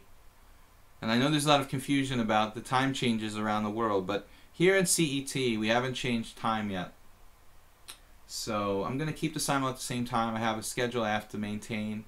Someone said there was like the ladder tournament at that time.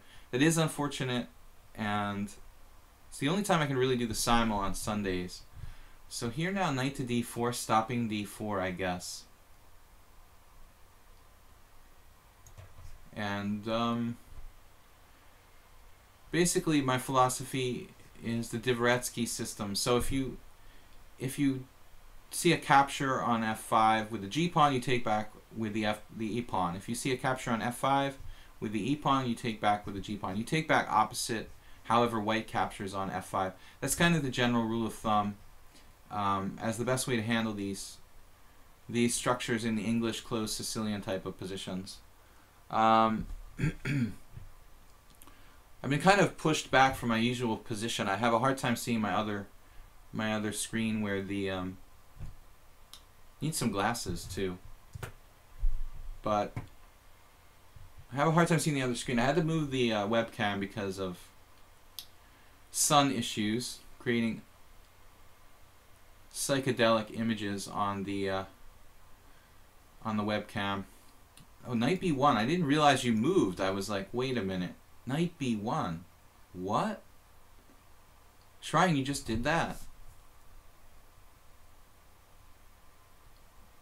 What in the world is knight b1?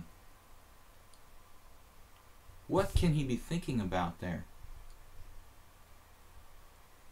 Knight to b1? Why knight to b1? What the heck? Why would you play knight to b1? That is one of the weirdest moves. You just don't want to get your pieces forked on d4? Is that why? Like, most often white plays bishop f2 to threaten to play knight takes d4. I think knight b1 is a little extreme if you're trying to avoid, you know, a piece fork on d4. Here I guess we go with the trading of the white squared bishops, and the white king position is, I don't know, it's a little bit open, so maybe we'll have some chances down the line. I can't take on g2. I have to take back here. And not a great bishop at the moment, but it's an important tempo. It controls the square e3, gives me a central pawn mass. So, I mean, I also don't like trading off this bishop on g7 because it's kind of a good defender of my king. It's an interesting concept I mentioned earlier, this whole thing about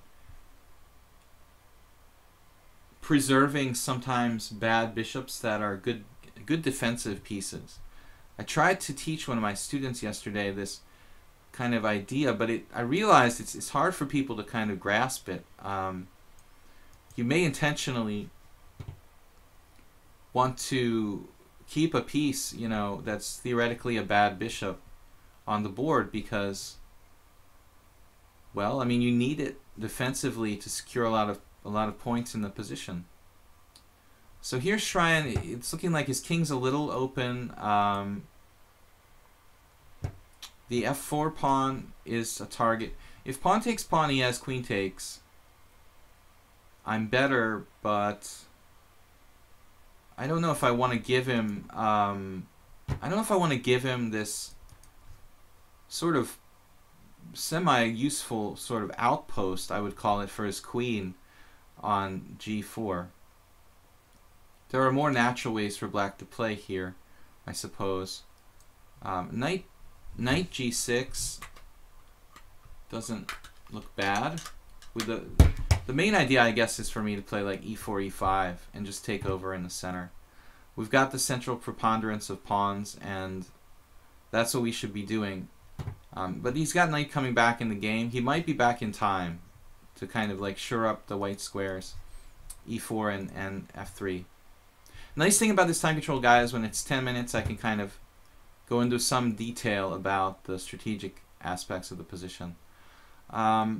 So now e5 is interesting. Gives up the white squares a tiny bit for me. I also might want to consider like developing a piece here with queen d7, connecting my rooks. Some kind of combination of plans like queen d7, knight g6, rook e8, and e5. But I'm a little bit concerned, just a little bit concerned about the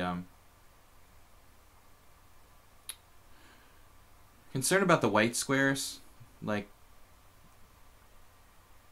being under white's control long term. So there's a lot of moves I could play. I don't want to be backwards along the e file either. Taking on g4 would give me a really nice outpost for my knight on f5.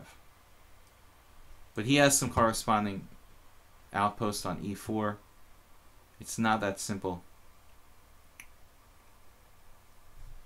Alright, we're going to make a decision here. This is just a position where I feel it's kind of the critical moment for black to decide on the plan. Knight g6, pawn takes pawn, e5, queen d7. We have basically at least 4 very very realistic sort of candidate moves. And maybe I'll go with knight g6.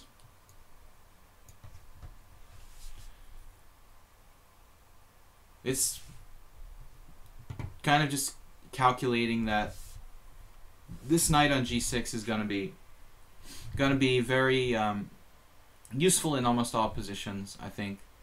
Hitting f4, hitting h4, supporting the e5 advance, getting out of the way. I'm going to follow up with queen d7 and probably rook e8 and e5 at some point.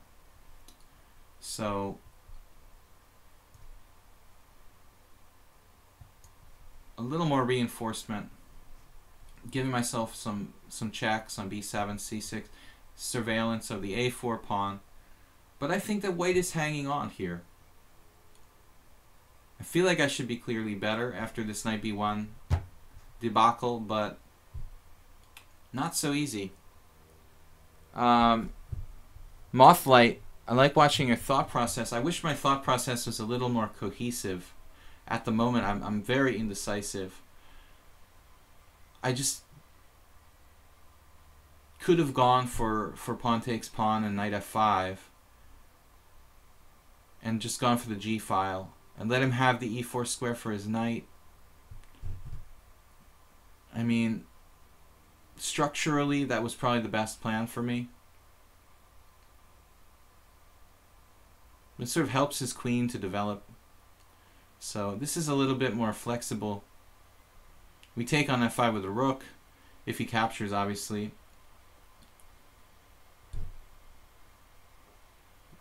We'd like to play e5.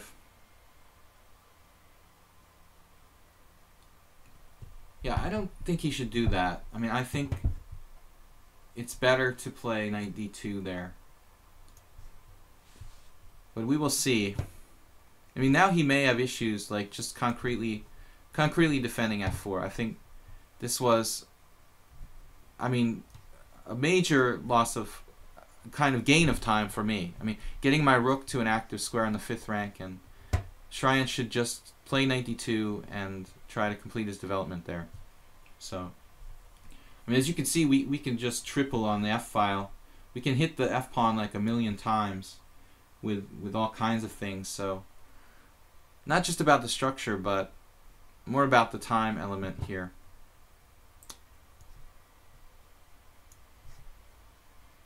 And, you know, it may well reach a position where he has a knight against bad bishop or something. And it's not that easy for me.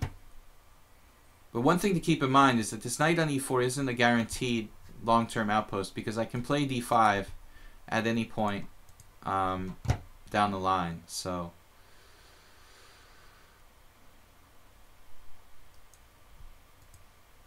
okay, queen h5, posing a little bit of a technical problem for me, but I don't think a serious one. If h5, queen takes g6, rook f6, his queen is trapped. So is it a problem to do this? I mean, do I need to do it?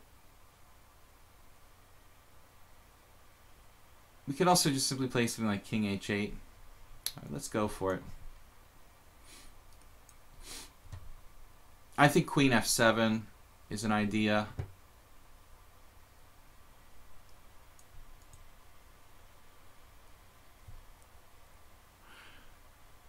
Yeah, maybe I just take on f4, but I've got to watch h5 now. I mean, this is a little bit of weakness for me. Both kings are vulnerable in this kind of position, so it's not just a question of I don't really like queen f. I don't know about queen f3, but he does have some white squares. I want to win material on my terms here, so We have rook takes f4. That looks interesting, but queen takes h5, and then what am I doing, you know? So I really want to win the material on my terms. Maybe bishop h6 is interesting.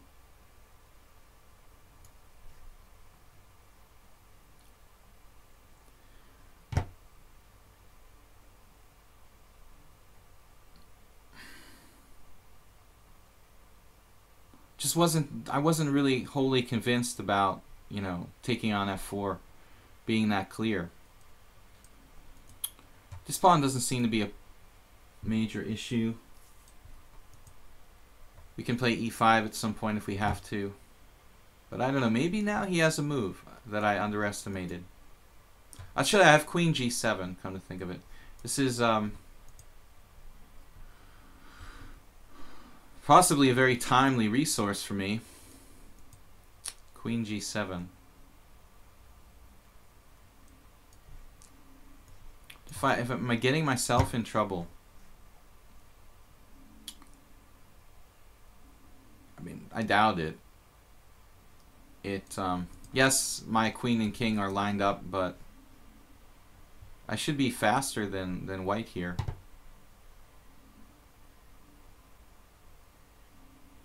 Bishop takes f4, maybe just e5, king h7. Prophylactic move. We don't have to rush here. Oh man, this move.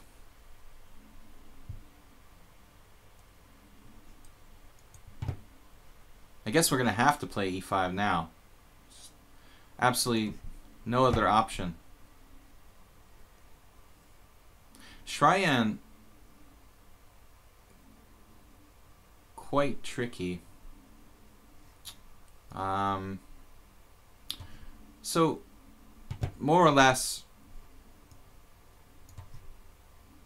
as I said, I wanted to trade on my terms.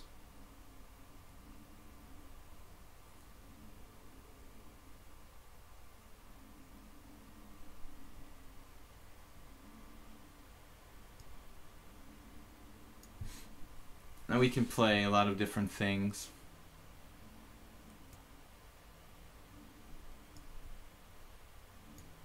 I guess we can just try to simplify. This ending should be good for me.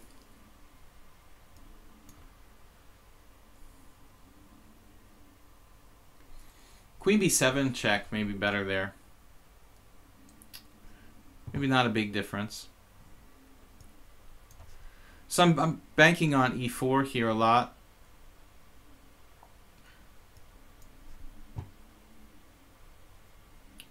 Only up one pawn, but a knight ending is a knight ending. The knight ending is the closest to the king and pawn ending.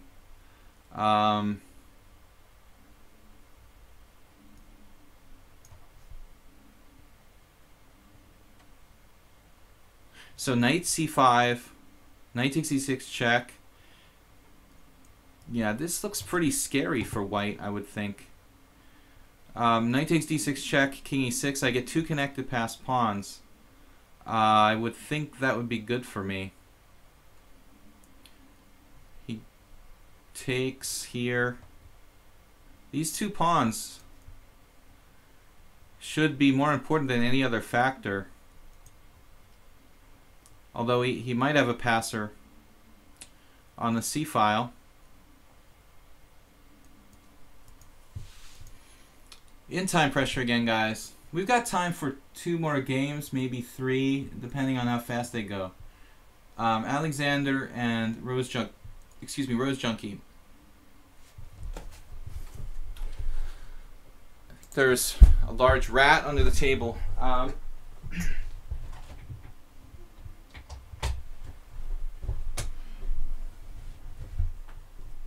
I just had to plug in something. So now there. Alright, so this is pretty much what I figured. Take here, and we play king f5 with a really ominous looking two connected passed pawns.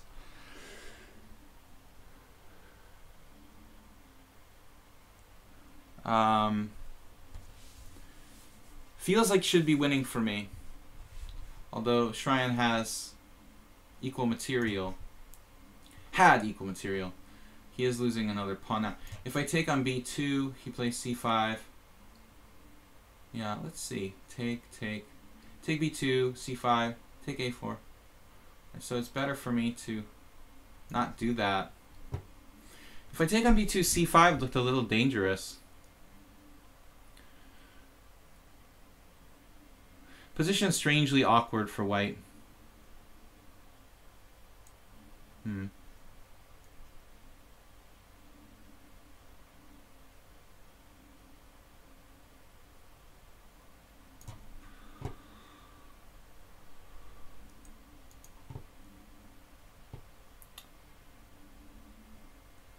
A little closer on the clock than I would have liked.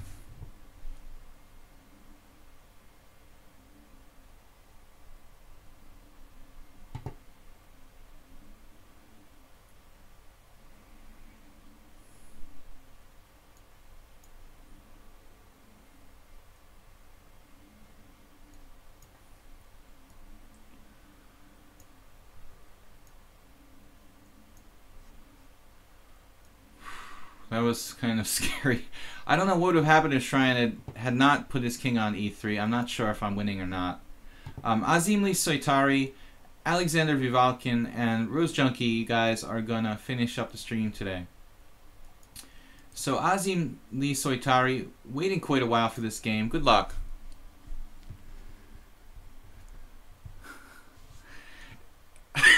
I had to plug the rat's tail into the electric socket.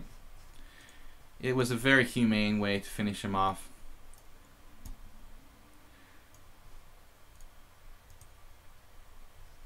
Here we go again. Now it looks like somebody's trying to play the the knight g5 variation yet again against me.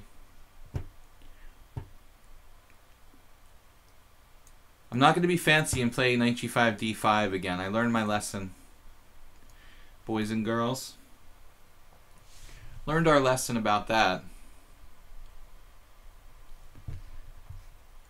No. Sensible move from Azim.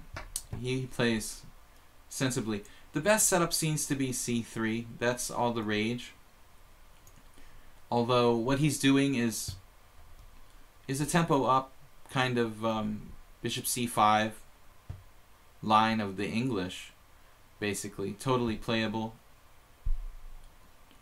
Knight b5 looks like a mistake, although his intentions are good. I can play d6 and we're gonna kick you out. So a6, there it is. Just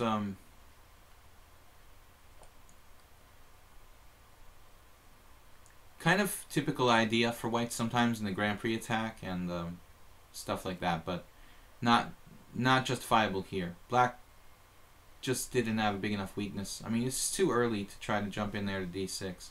Okay, d5 though. Can I just grab a piece here?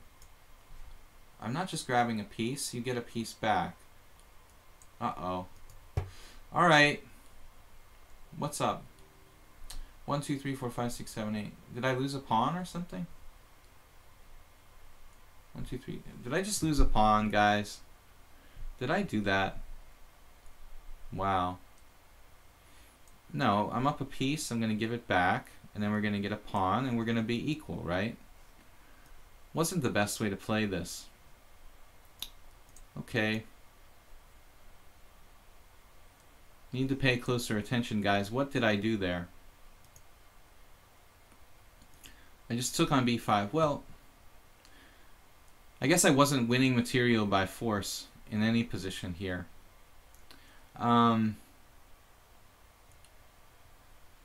What's the best move I could have played? No, I probably am winning by force if I play knight a5. I should have played knight a5 here. Does give him some piece sacrifice though. Pawn takes out e6. Looks kind of scary there. Not that sure. Pawn takes d5 first. Alright, well, whatever it is. We're going to make the best of it now. So, queen b6. Just developing.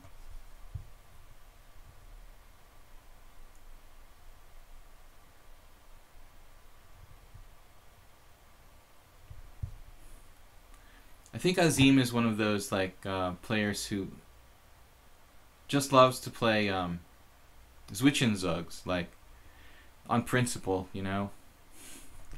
I'm gonna make the most surprising move. That's Brian Wall. Is Will Wolf still here? Brian Wall is one of those players. He just plays Zwischenzugs for the sake of playing Zwischenzugs. Bishop g5 though, not a bad move. Anyway. Not a really bad move. I mean, it might end up being like something of a loss of time if I played h6. On the other hand, it might just provoke a weakness. I don't mind taking with my king on e7 here. If you give up your dark squared bishop, that's fine with me. I mean, I've done this many times, many different kind of positions, and the king is pretty safe here. And you're going to have to take the knight now. No more, you know, being cool and not taking the piece because there's a Zwischenzug. I think you're going to have to take my knight. When we actually go a pawn up, finally. So, I'm going to snap that pawn on b2. And our king's a little open, but I think it's still got so many pawns to protect it. Black has to be better here.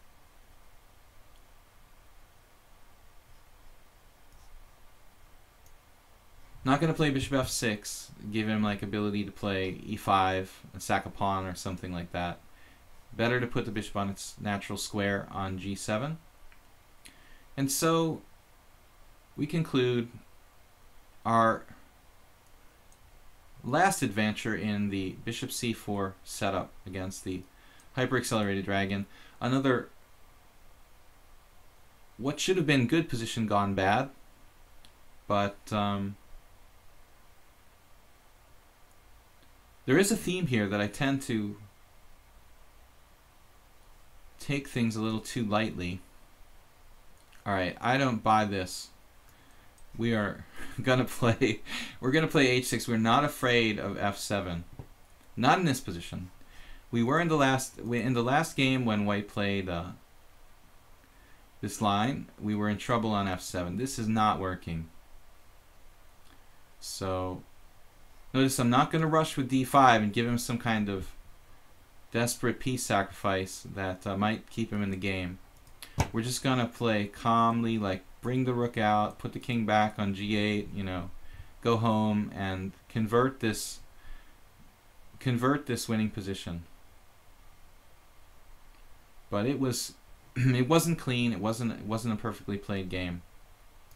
Not happy with myself. Losing my concentration again. I thought I was winning a piece, but I was definitely not winning a piece. Should be studying, says TGB Kairan. So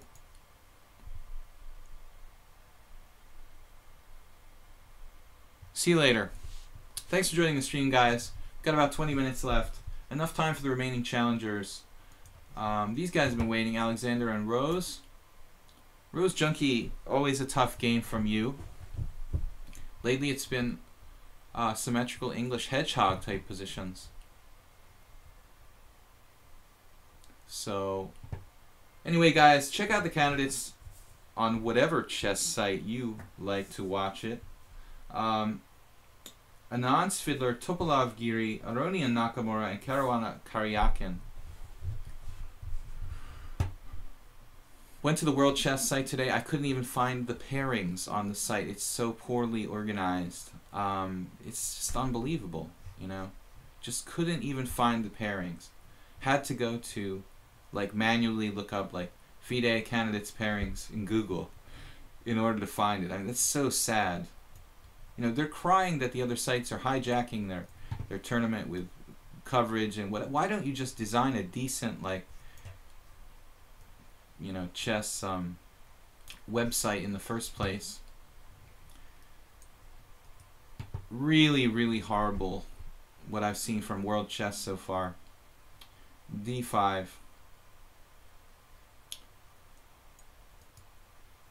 I was shocked that they had chess.com videos on their site.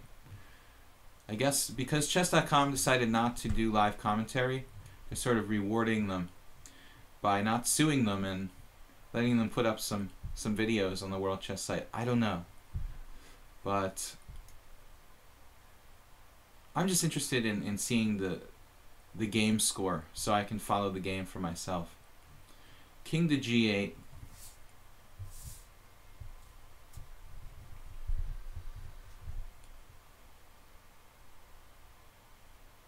Well, we should be winning a piece now. This is really winning a piece now. Pawn takes E4. I can see that. It's like tactics trainer. C3. If I get out of the first 10 moves, I'm usually okay.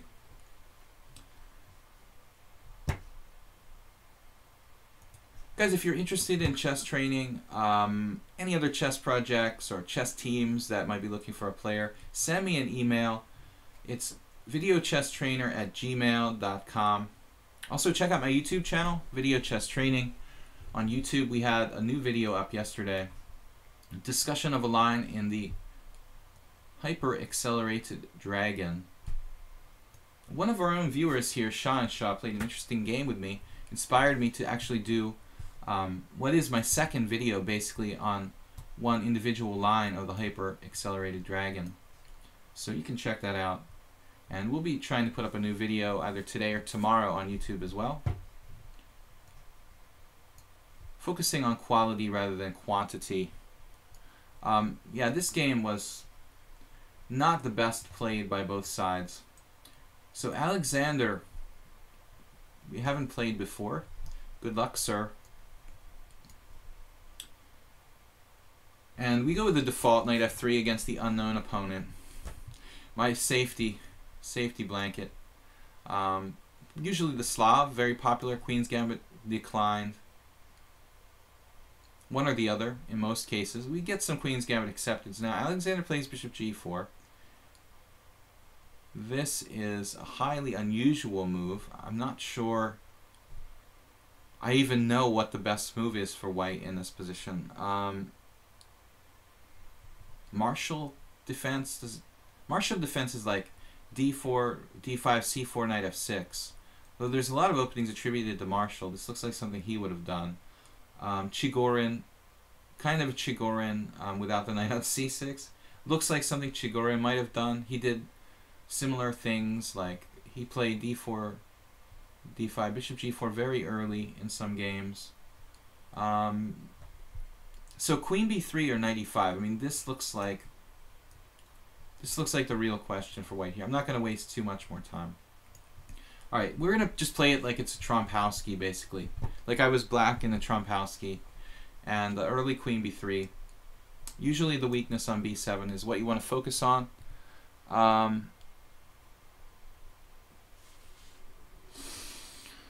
It all depends on how many pieces we have developed. Alexander sacrificing material here. But I don't think you can really get away with that in this position, can you? Queen takes b7. Interesting. You actually have knight a5. Queen takes b7. It looks like black's got to play bishop d7, which looks very passive, or knight a5. Wow, I've never seen that work out. Not really too worried about it. I think we'll grab this pawn. And then, I don't know what he's going to do. If he does knight a5, we play check and queen a4. It seems like it should leave us slightly better in a kind of bizarro position. But it's possible that I didn't find the best line. There's very, very, very strong, there's a very, very strong possibility I did not find the absolute best line for white here over the board.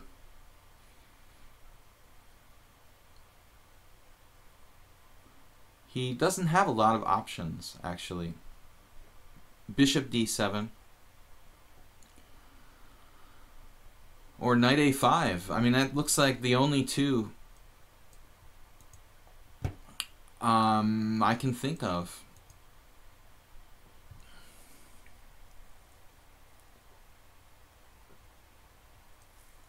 So, okay. What's up, guys? I'm not sure how many players are actually, peoples are watching the stream today. To check it out. 57. We're usually around 60, 50. So Alexander went for bishop d7. He didn't want to put his knight offside. And now rook b8 and e5 type of ideas are interesting. Simply developing with e3 is a possibility. Bishop f4 is a possibility. Hitting c7. But he has counter moves like e5. So I'm not sure what's going on here. Knight c3. Rook b8. He's threatening rook b8 and knight b4. Very annoying. So I think I'm going to be prudent and bring my queen back to a safe location near you. Interesting game. Rook b8. Queen goes home. And what's the deal here? Back to g4. I don't know. I thought I had a better idea for black there. E3 is okay. Knight c3. Kind of developing move. It's gonna be. I mean, we're up a pawn here, so actually now I have queen a4 again. He has queen d7 in that case, so it seems okay for black. You just play solidly. Try to hold on to this extra pawn without doing anything too dangerous. But it does seem like Alexander did get some compensation. Does have some compensation. Queen a4, queen d7, no big deal for him. Can play bishop d2, bishop d2, or bishop d3. Guess bishop d2.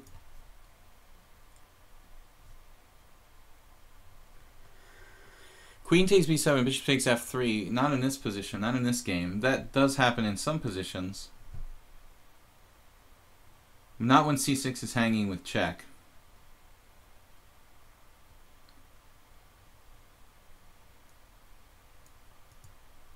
So, speculative pawn sacrifice by black. Confused me to the point where I'm a minute behind on the clock. Looks like he has some compensation. Objectively, I wouldn't want to sacrifice that pawn if I were him. But, not that bad. It feels like a BOGO Indian, where he's sacked the pawn for an open line on the queen side. Now, knight e4. Do I ever have queen a4 in this kind of position? I think I should. Shouldn't I have queen a4? Shouldn't I have it at some point? It's interesting. Queen a4. And then rook b6 c5 seems to win by force.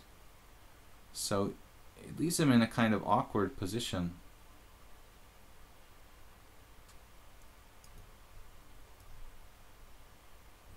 We can also take on d5 first. I think that helps him. Alright.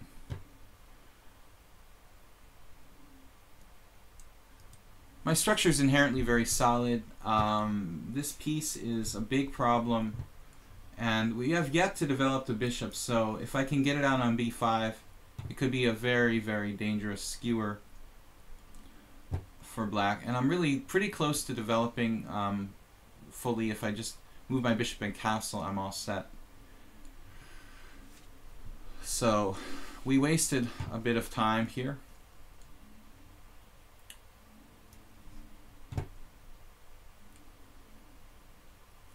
But looks like black has some problems. I mean, if you take with the queen, I have knight e5. And if you take with the pawn, I have bishop b5.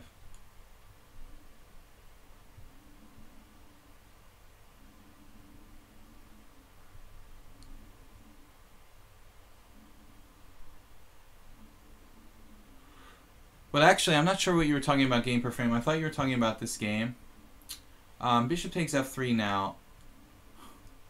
This is crazy. I think I can just take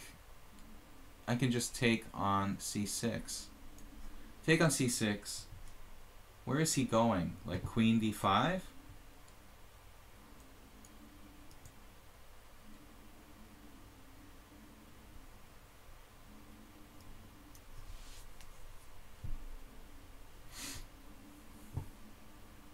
Inspired opening by Alexander. I have the feeling objectively it's not quite good enough.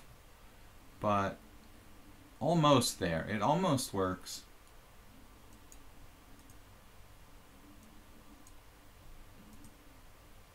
He could give me a few nervous moments here. But I don't see how this quite works. I mean, queen d5, pawn takes f3. Knight takes c3, or knight takes c3, b takes c. Do I have any intermezzos here? No, I have to take. So it's knight takes c3 or knight g5. I don't know which one. But doesn't quite look like black has enough here. Pawn takes c3. I did see this far, and I saw that I have like rook g1, rook g2 at the end, and I didn't see a win for black. So maybe I missed something. I know he did. He definitely had rook b2 there. Rook b2 forcing rook g2 would have really given me a tough time. But I think here I'm winning now for sure. I don't mind giving up the pawn on c6 to consolidate. So Alexander, quite an interesting try. Don't know what's going on there. I think I was on the right track. I'm not sure if I played that perfectly or not.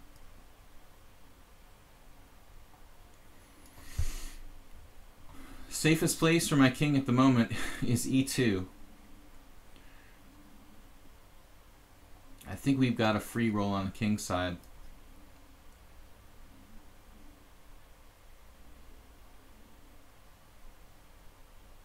So last game will be Rose Junkie. Alexander coming apart here finally. Wasn't easy, but he seems to be in some trouble. Now bishop takes f5. Looks like there is a check on b5, check on a6.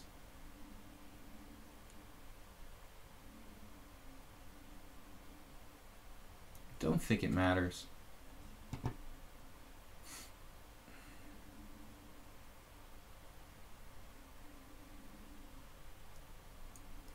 So guys, last game coming up. We're going to close it out with that. See you tomorrow, 10 a.m. Central European Time. I guess next week we'll have the time change here. You guys are going to miss me in a week. The week after next, I'm going to be going away to Romania, spending a week in sunny Transylvania with the vampires and the Frankenstein monsters. Bishop e4.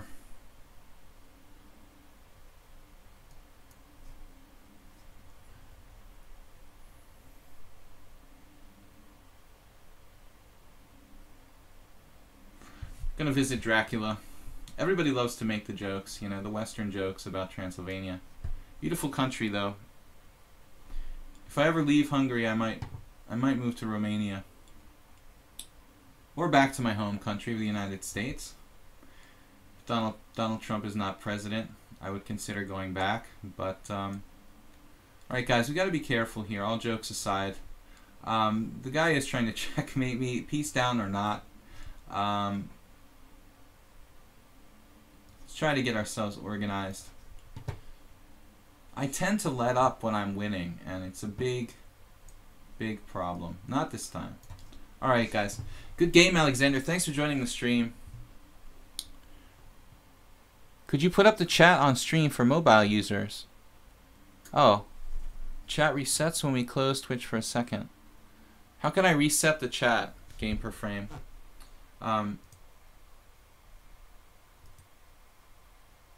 Is there like a quick command I can do that with?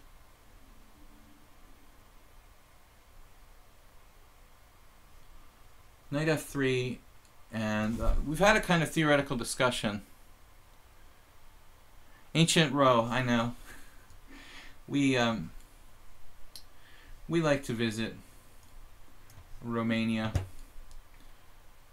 I have some chess friends out there. Bogdan and some others. Knight takes d4.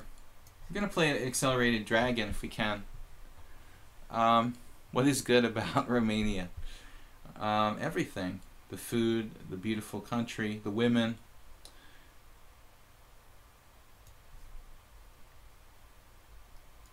Bishop g7.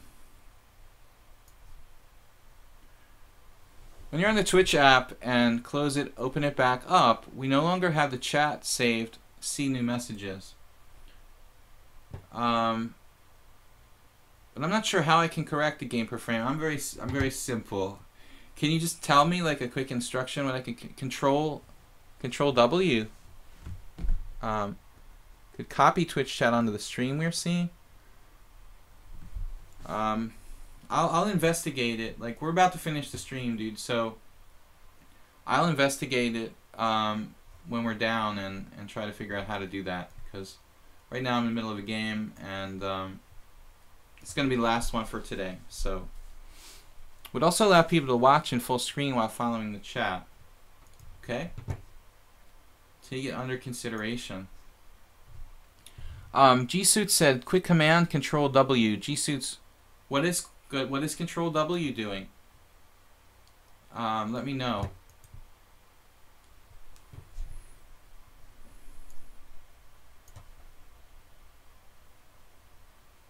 It's the troll. The troll, right? What? Yeah, it's the troll command. Is there a command that just abolishes all trolls from the chat immediately? Like troll bomb? Control T. DST says I can't see anything or hear anything. DST, I think you may have an issue.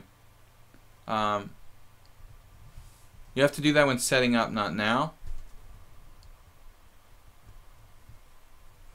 He's winding me up. Yeah, I'm so naive, you know. It's ridiculous. All my life this has been the case, but very easy to do that. So I don't think I'm gonna be able to stream from Romania. I don't know how my internet's gonna be. That's gonna be basically well, not for a while, dude. We still have like a week and a half before I leave. So you guys are gonna be without me for a week. I guess for the end of the candidates, or a good part of it, actually. Well, it's not like I'm doing live commentary or something, but I like checking in. I might be able to log in. I might be able to do a stream. I'm not sure, but we'll see.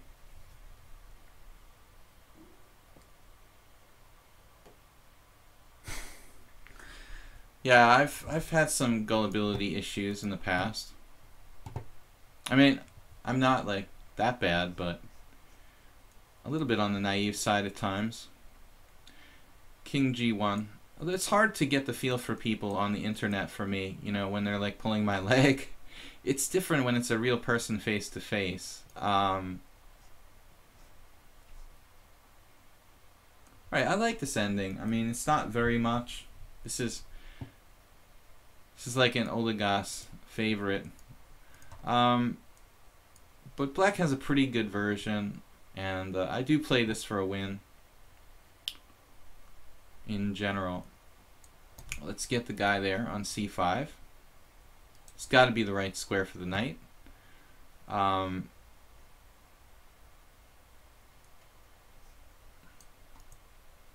Objectively, I think it's pretty close to equal, but I kind of prefer black because there are chances that this bishop on e2 finds itself in an ending against a knight where black is actually better. So I think many of these games are draws in this kind of ending, but if there's going to be a decisive result, I think the black has a little bit better of it. I might also have f5, kind of chipping away at the center. A week without me. There's always YouTube. So I was thinking rook a6, and I already tipped my hand. It's his move. I do this all the time. Trying to move twice in a row. It's been done absolutely done it in live tournament games. Why not do it every game here on Lichess? So rook d1. I don't know, Rose Junkie, what you're trying to do there. But I have a plan on the queen side. Hopefully we're able to execute rook b6, rook a8, and a4, or maybe convert it into some kind of minor piece ending where, like this, where black can be better. Now we do have to be careful here because Rose Junkie is threatening e5. e5 is a real issue, so I think we're going to have to play f6. We're going to have to play f6. I don't think that exchange sacrifices with rook takes c5 are quite enough for white here. So you can do that if you want, but I kind of doubt it. Won a similar game in the Rapid tournament in Budapest last 2 weeks ago, where the little dude tried to sacrifice an exchange in a similar ending, but I just consolidated and took him out. But this is kind of unpleasant for white. I'm going to squeeze white with rook b6 and a4. And it's not a whole lot white can do about it, but sort of sit there and try to hope that his bad bishop can be the little bad bishop that can hold it. Not a lot of active plans here. He can't play f4. I don't believe rook takes c5 is enough. And all he can do is centralize his king, maybe put the bishop on c2, and try to hold on, while black has chances to play for a win.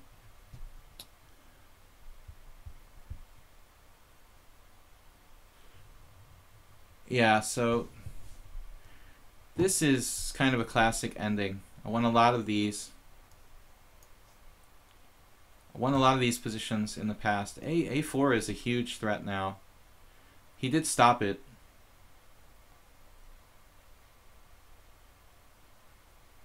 Then I think rook a8 is useful for starters. See what we can do.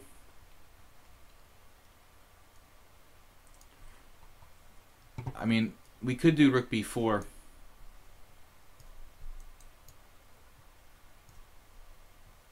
Maybe I'm going too far with rook b4. I'm not sure.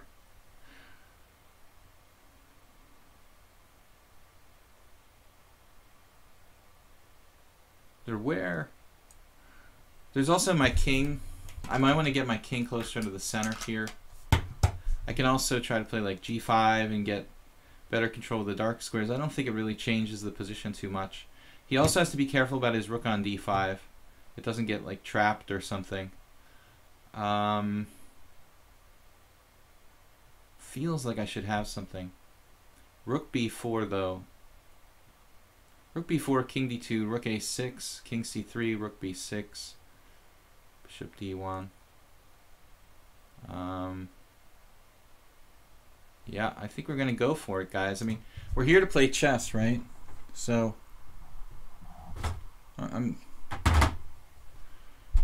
my monitor. We have all sorts of monitors. It's like a control station here. It looks like NASA, basically. So we're trying to do the accelerated dragon Marazzi massage the dark squares. See if we can break through.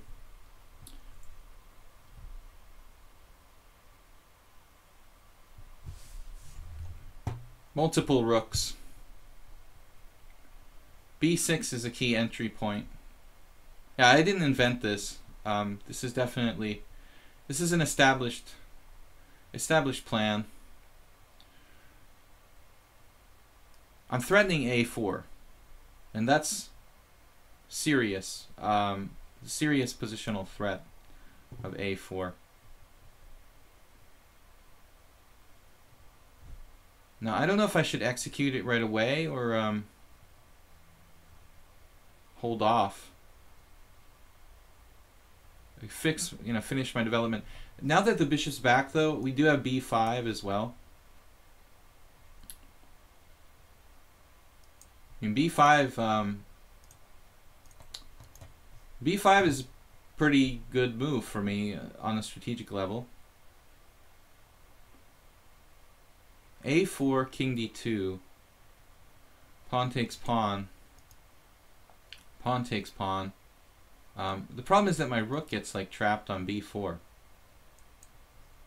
Very unpleasant. So I guess we're not going to do that. a4 right away. Try to get all three pieces coordinated.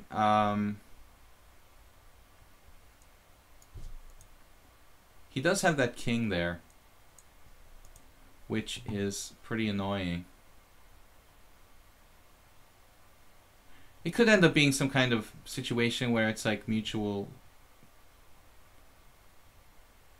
I missed that. Why did I miss that? Wow. So I just simply missed that. That's unfortunate. Gotta go back. Alright. If you can do that, it looks like you're okay, I guess. So I should have played b5. I would have got my rook trapped if I did b5, right? No, that was a good call not doing b5. Wow. Okay. So b5 was not on the menu. New plan. Now it feels like white is better. I just sort of hallucinated there. Thought I had time. I could have played this, guys. Rook a6. Here, bishop d1, a4. And then king d2. I mean, that would have been the best plan, actually. I should have done a4, king d2, ab, and then just pulled my rook back. You know, just pulled my rook back to b6. And at least in that case, I would have opened the A file for my rook. Now I've messed it up, and I don't have an open file for my rook, which is fantastic. So I'm happy about that. All right. Now black is on the defensive. This rook c8, guarding this guy. And so sort of discouraging e5 a little bit. Not stopping it, but discouraging it. But I think Rose Junkie's fine now.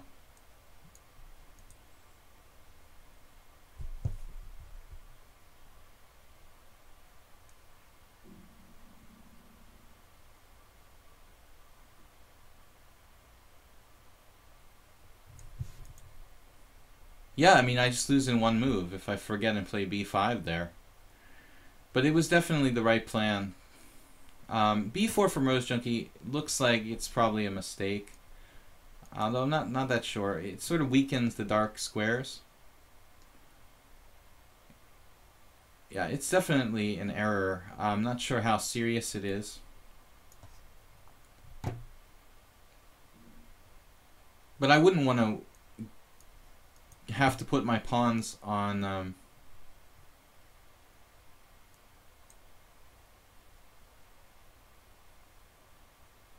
This Rose Junkie has some devious ideas here. Okay, guys. Very awkward.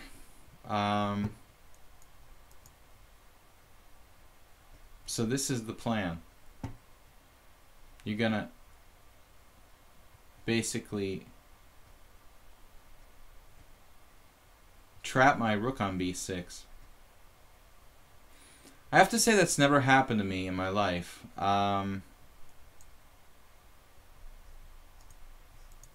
Pretty bad. That's not permanent necessarily. It is very inconvenient. I'm gonna have to push the d pawn forward to free my rook on b6 at some point. All right, we will do it, dude. We will do it. We will live to fight another day here. Not gonna give up.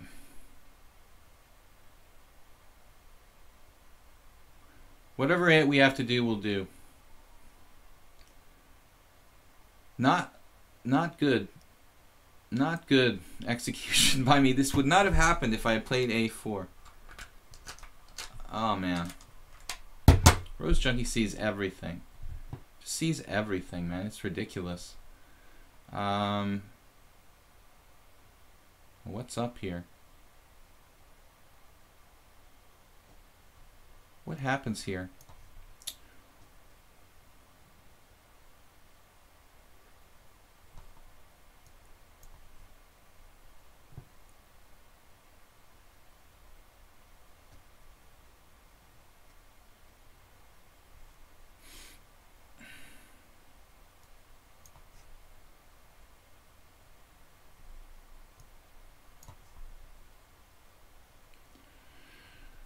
I don't know what to comment here. I'm not really happy with what happened. It's terrible. Wow, I just blundered, allowing knight b6. I could have played knight b3. Even that, I'm not sure if it's even good to win the exchange here, but probably would have been better than nothing. I'm just sacking a pawn. Free my pieces.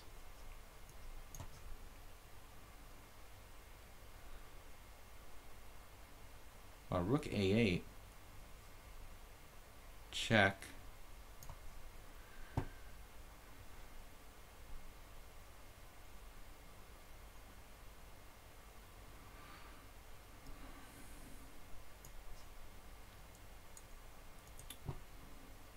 I need to recalibrate myself to the new environment I'm in.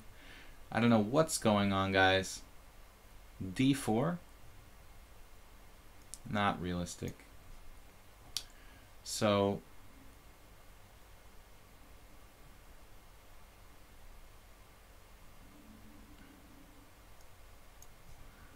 kind of awkward. I'm not even sure I'm even equal here. Actually, my last move was highly suspicious.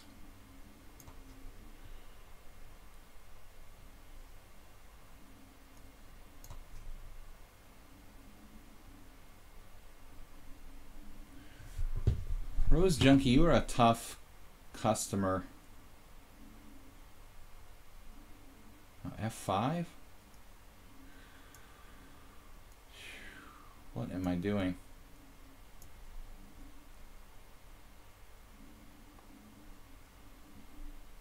What a tough customer.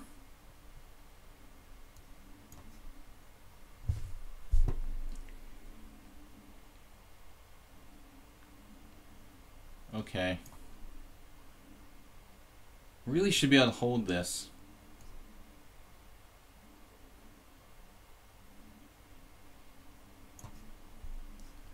Not happy here. But this pawn is kind of weak.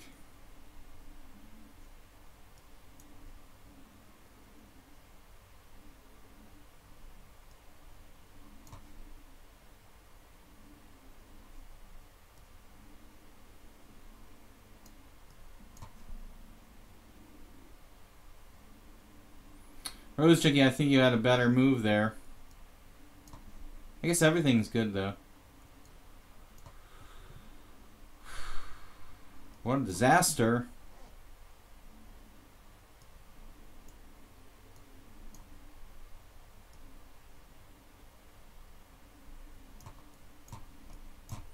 How did I lose on time, man? Wow, okay. Quite the game, Rose Junkie. Finish the stream with a positive result, guys. Good game.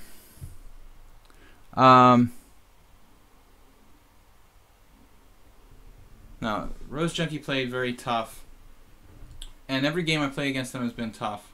Thanks for the game, Rose Junkie. I think this may be lost. I'm not sure. I have to check it with the computer.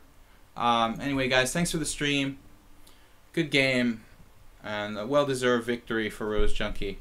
Might be holdable for black, but I'm not sure. Looks like I'm pretty close to Zugzwang here. Maybe b6, king g6, king e5. There's some hope to draw there. Okay, guys, welcome to the, anyway, forget about it. We'll see you guys later. Bye-bye.